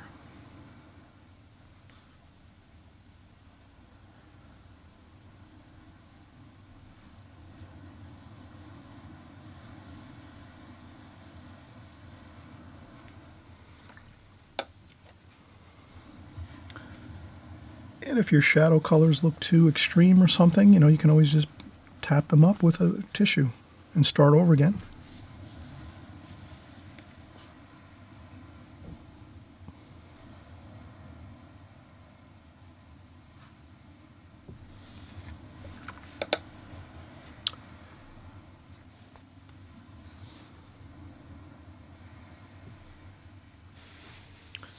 And again, you can always just lift up a little bit of paint if you have to, no big deal.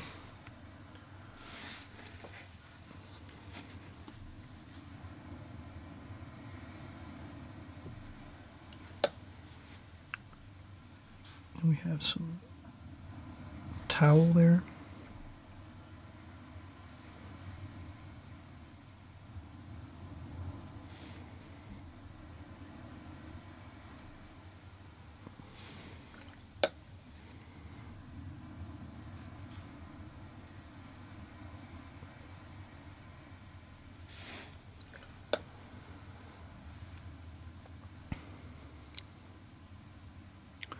And we have some little cart or something is over here. And we use some burnt umber for some hair color.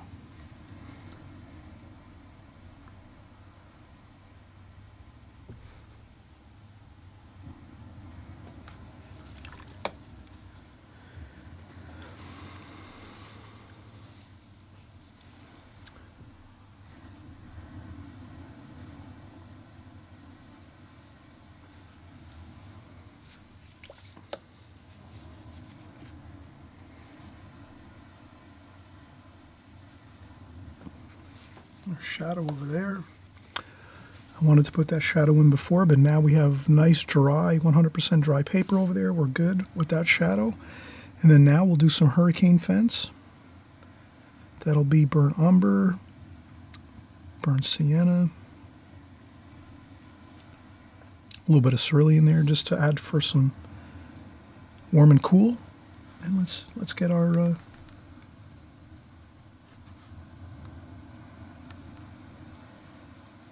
hurricane fence here. A little bit of alizarin crimson.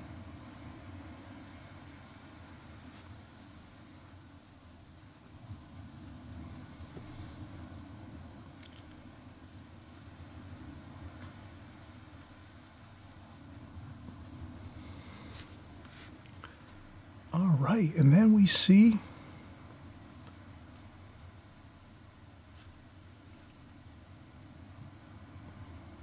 that we get very, very minimal over here.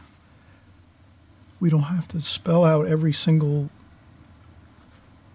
bit of the fence. We can kind of let that be as it is there.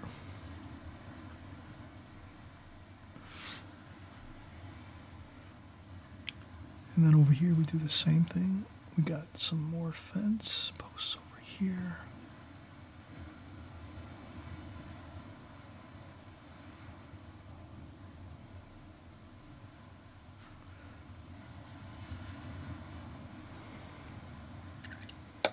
And that's it for that side here, and then we're going to do a couple more over here.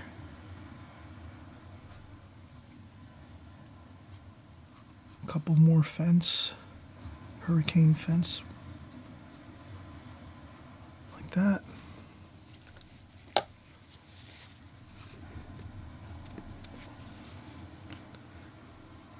purple, French ultramarine blue, purple. A little bit of burnt umber mixed in there for some shadowing.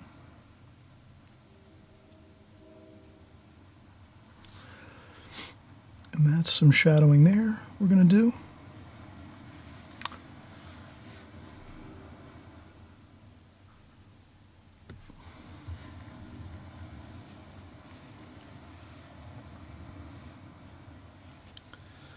And we'll do a little shadow up here on the umbrella on the wall.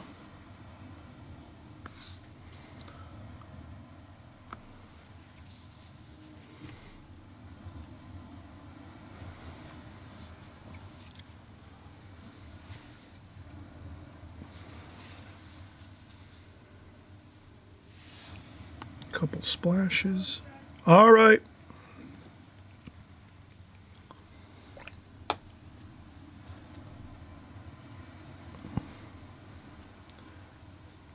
And we'll go with some sap green,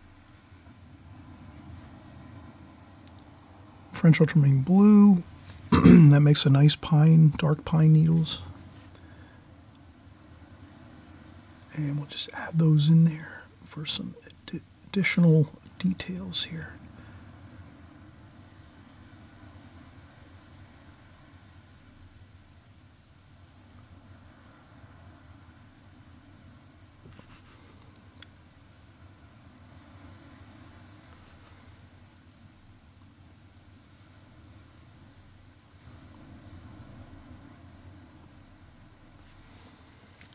There we go. And a couple more over here.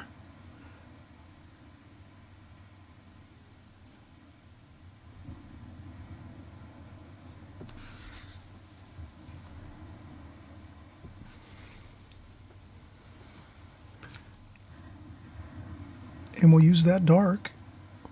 We'll go right over here and do the windows. Just to reintroduce some darks there.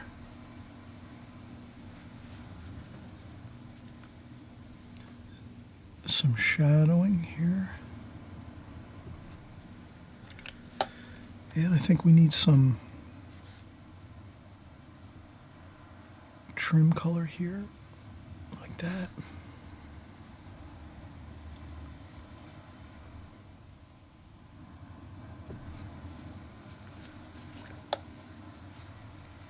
And some shadow color here.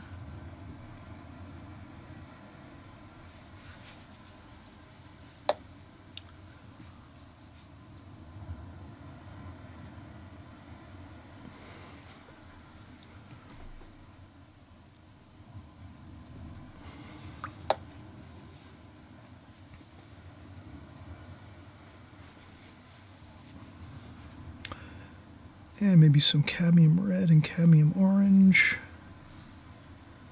mixed in with a little bit of our burnt sienna. And we'll do some clay pots on the top here for the chimneys.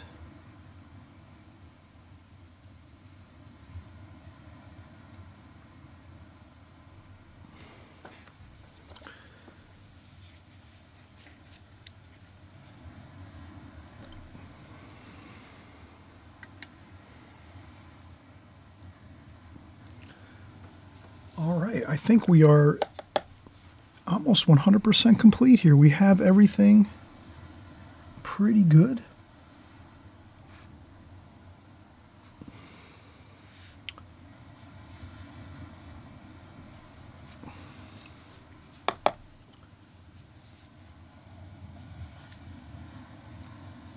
Maybe some more green, sap green.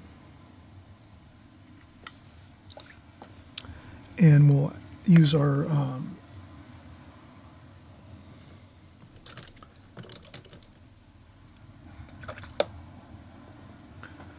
number 8 needlepoint brush here, and we're going to get some of the fine grasses and details of this. Down the shore, you'll always see beautiful grass, weeds, tall grass, all kinds of interesting things. So let's get that in there. Couple of those bits of details, so we want to get some of the like that.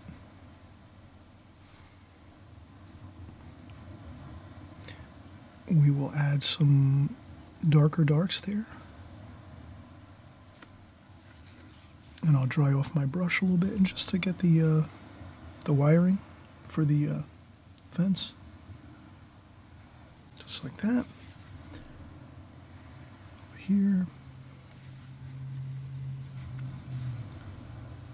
And there's some shadowing over here.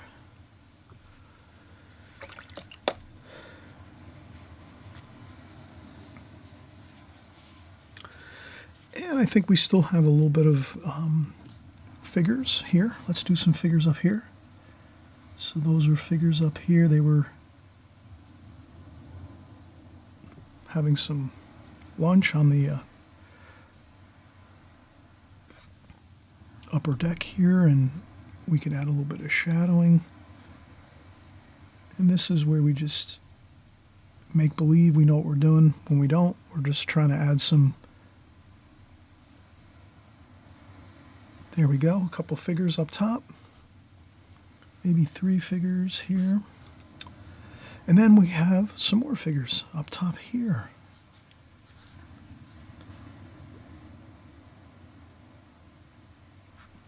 And some more. So we have 2 figures here. And they're just enjoying the day, just looking out over the sun and the ocean and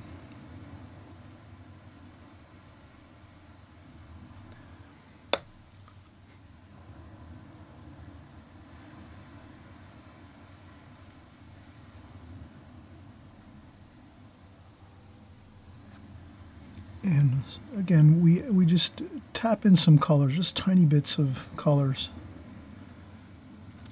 to just show the little bit of the figures behind there.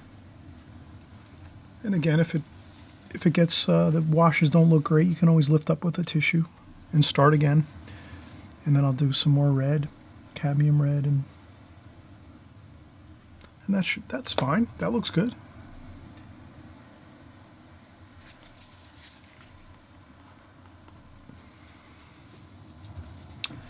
And we can add like a little bit of interesting, there's somebody with their arm there.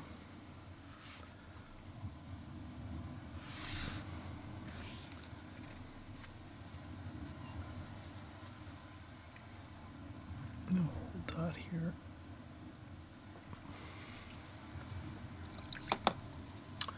And we'll do some more details on that pine tree over here. And again, we've been working quite a bit, so we're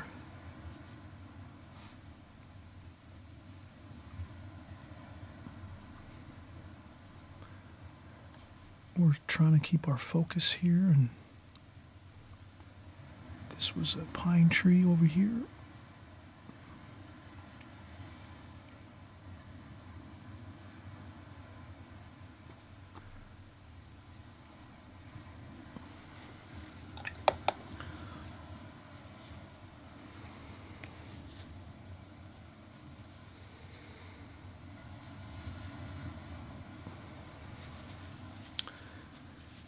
That looks good. Maybe a little more shadowing on this side over here.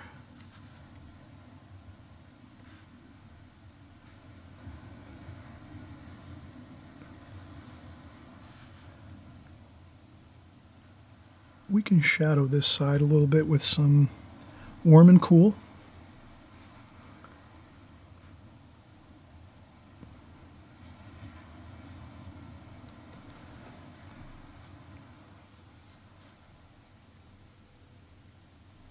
It's not the brightness is not as much.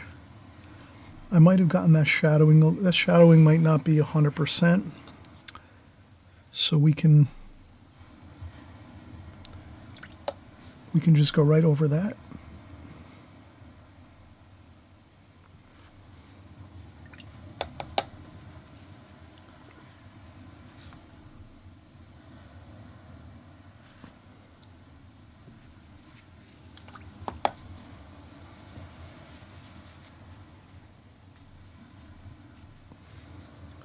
And I lift up a little bit of it dries a lot lighter.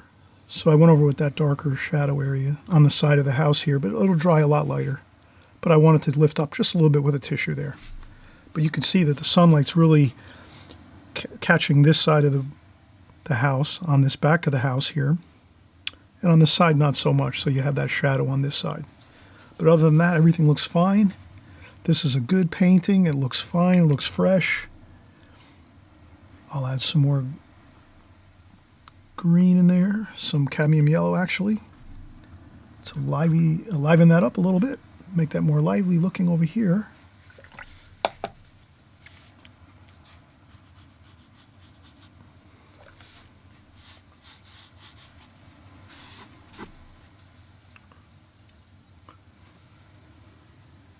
So we have everything that looks really fine. We have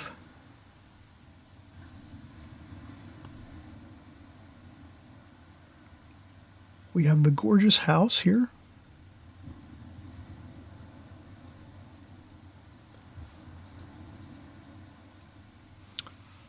We have an adjacent house here next to it. Gives it some interesting dynamics. You have a house and then another house next door here. We have figures, children playing on the beach, having a great time. They're coming back to the house for lunch maybe, or dinner. We have figures on the top of the balcony of the house.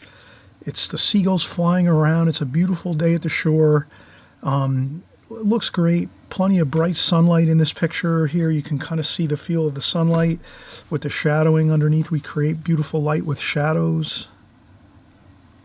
And some sand and some, beautiful hurricane fencing goes along with any shore scene beautifully.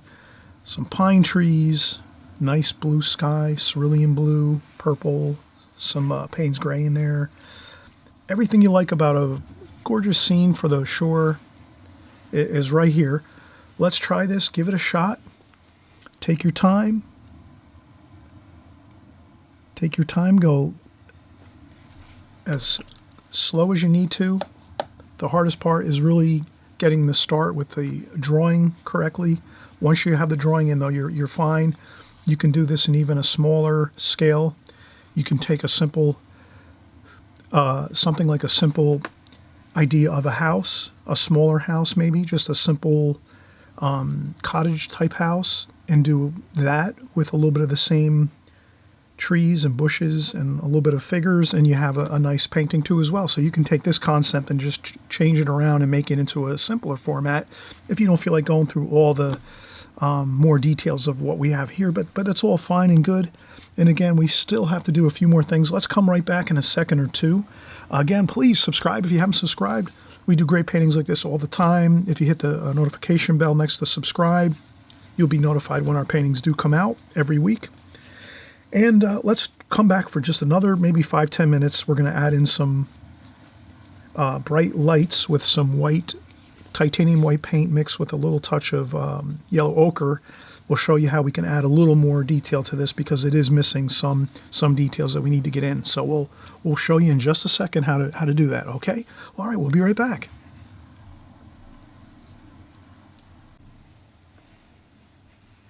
All right, so we're finishing up our last bit of details on our painting here. And what I'd like to do is maybe if I can, I'm going to move over the palette here so we can get the painting a little more close to the video here. So I'll peel off the tape. I have this tape down, all four sides with some artist tape. And we'll just peel off the tape here. And I'll use some of this tape to, let's see if we can zoom in a little bit.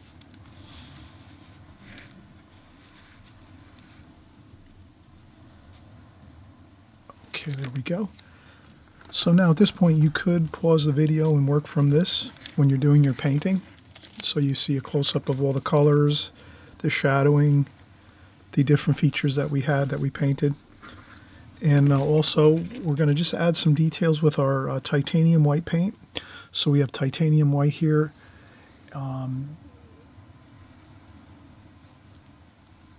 Let's take a look and just see how this looks detail-wise. Okay, that looks good. So I'm just going to take some titanium white in the tube. I'll take a little bit of yellow ochre on my paintbrush and just put that into the top of the paint. Now here on this painting there was some posts that hold up this second floor balcony. So I just want to see if we can get a few of those posts in here. And this will make it look a little more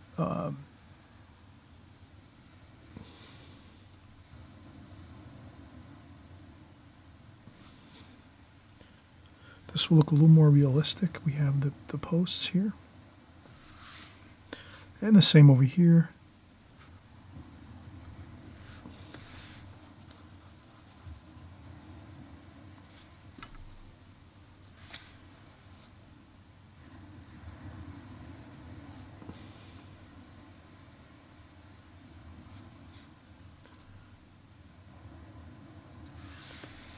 And a couple of those vertical lines as posts underneath here really help the architectural look of the painting, so that we have those posts along the underside of this balcony.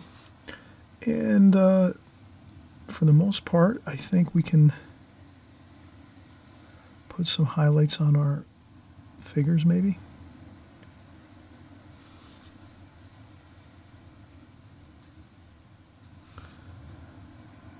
And a couple highlights on the shoulders of the figures.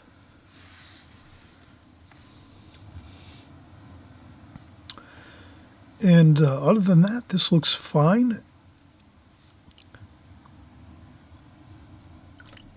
Everything looks good. So again, just adding those few little highlights with the titanium white and a little bit of yellow ochre mixed in there, just to, you know, give it a little bit of a warm white feel to it.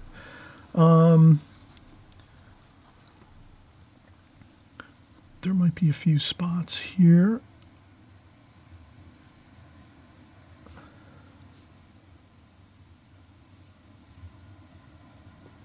That we could add a few more lights. I noticed the windows here might be a little bit, could use a few of those highlights. Other than that though, everything does look pretty good. And a couple splashes never hurt on the some of the tree areas and bushes areas.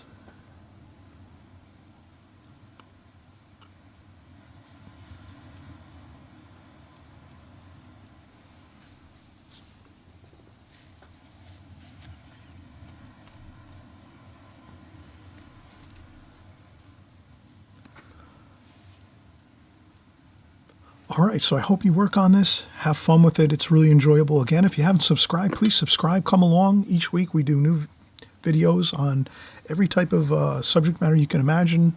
We do paintings like this where we do architecture, houses, buildings, seascapes, landscapes, cityscapes, still life. We do flowers. We do it all. So come on by, hit that subscribe button. It's a journey. Keep practicing. Have fun. And we'll see you on the next video, okay? Bye-bye.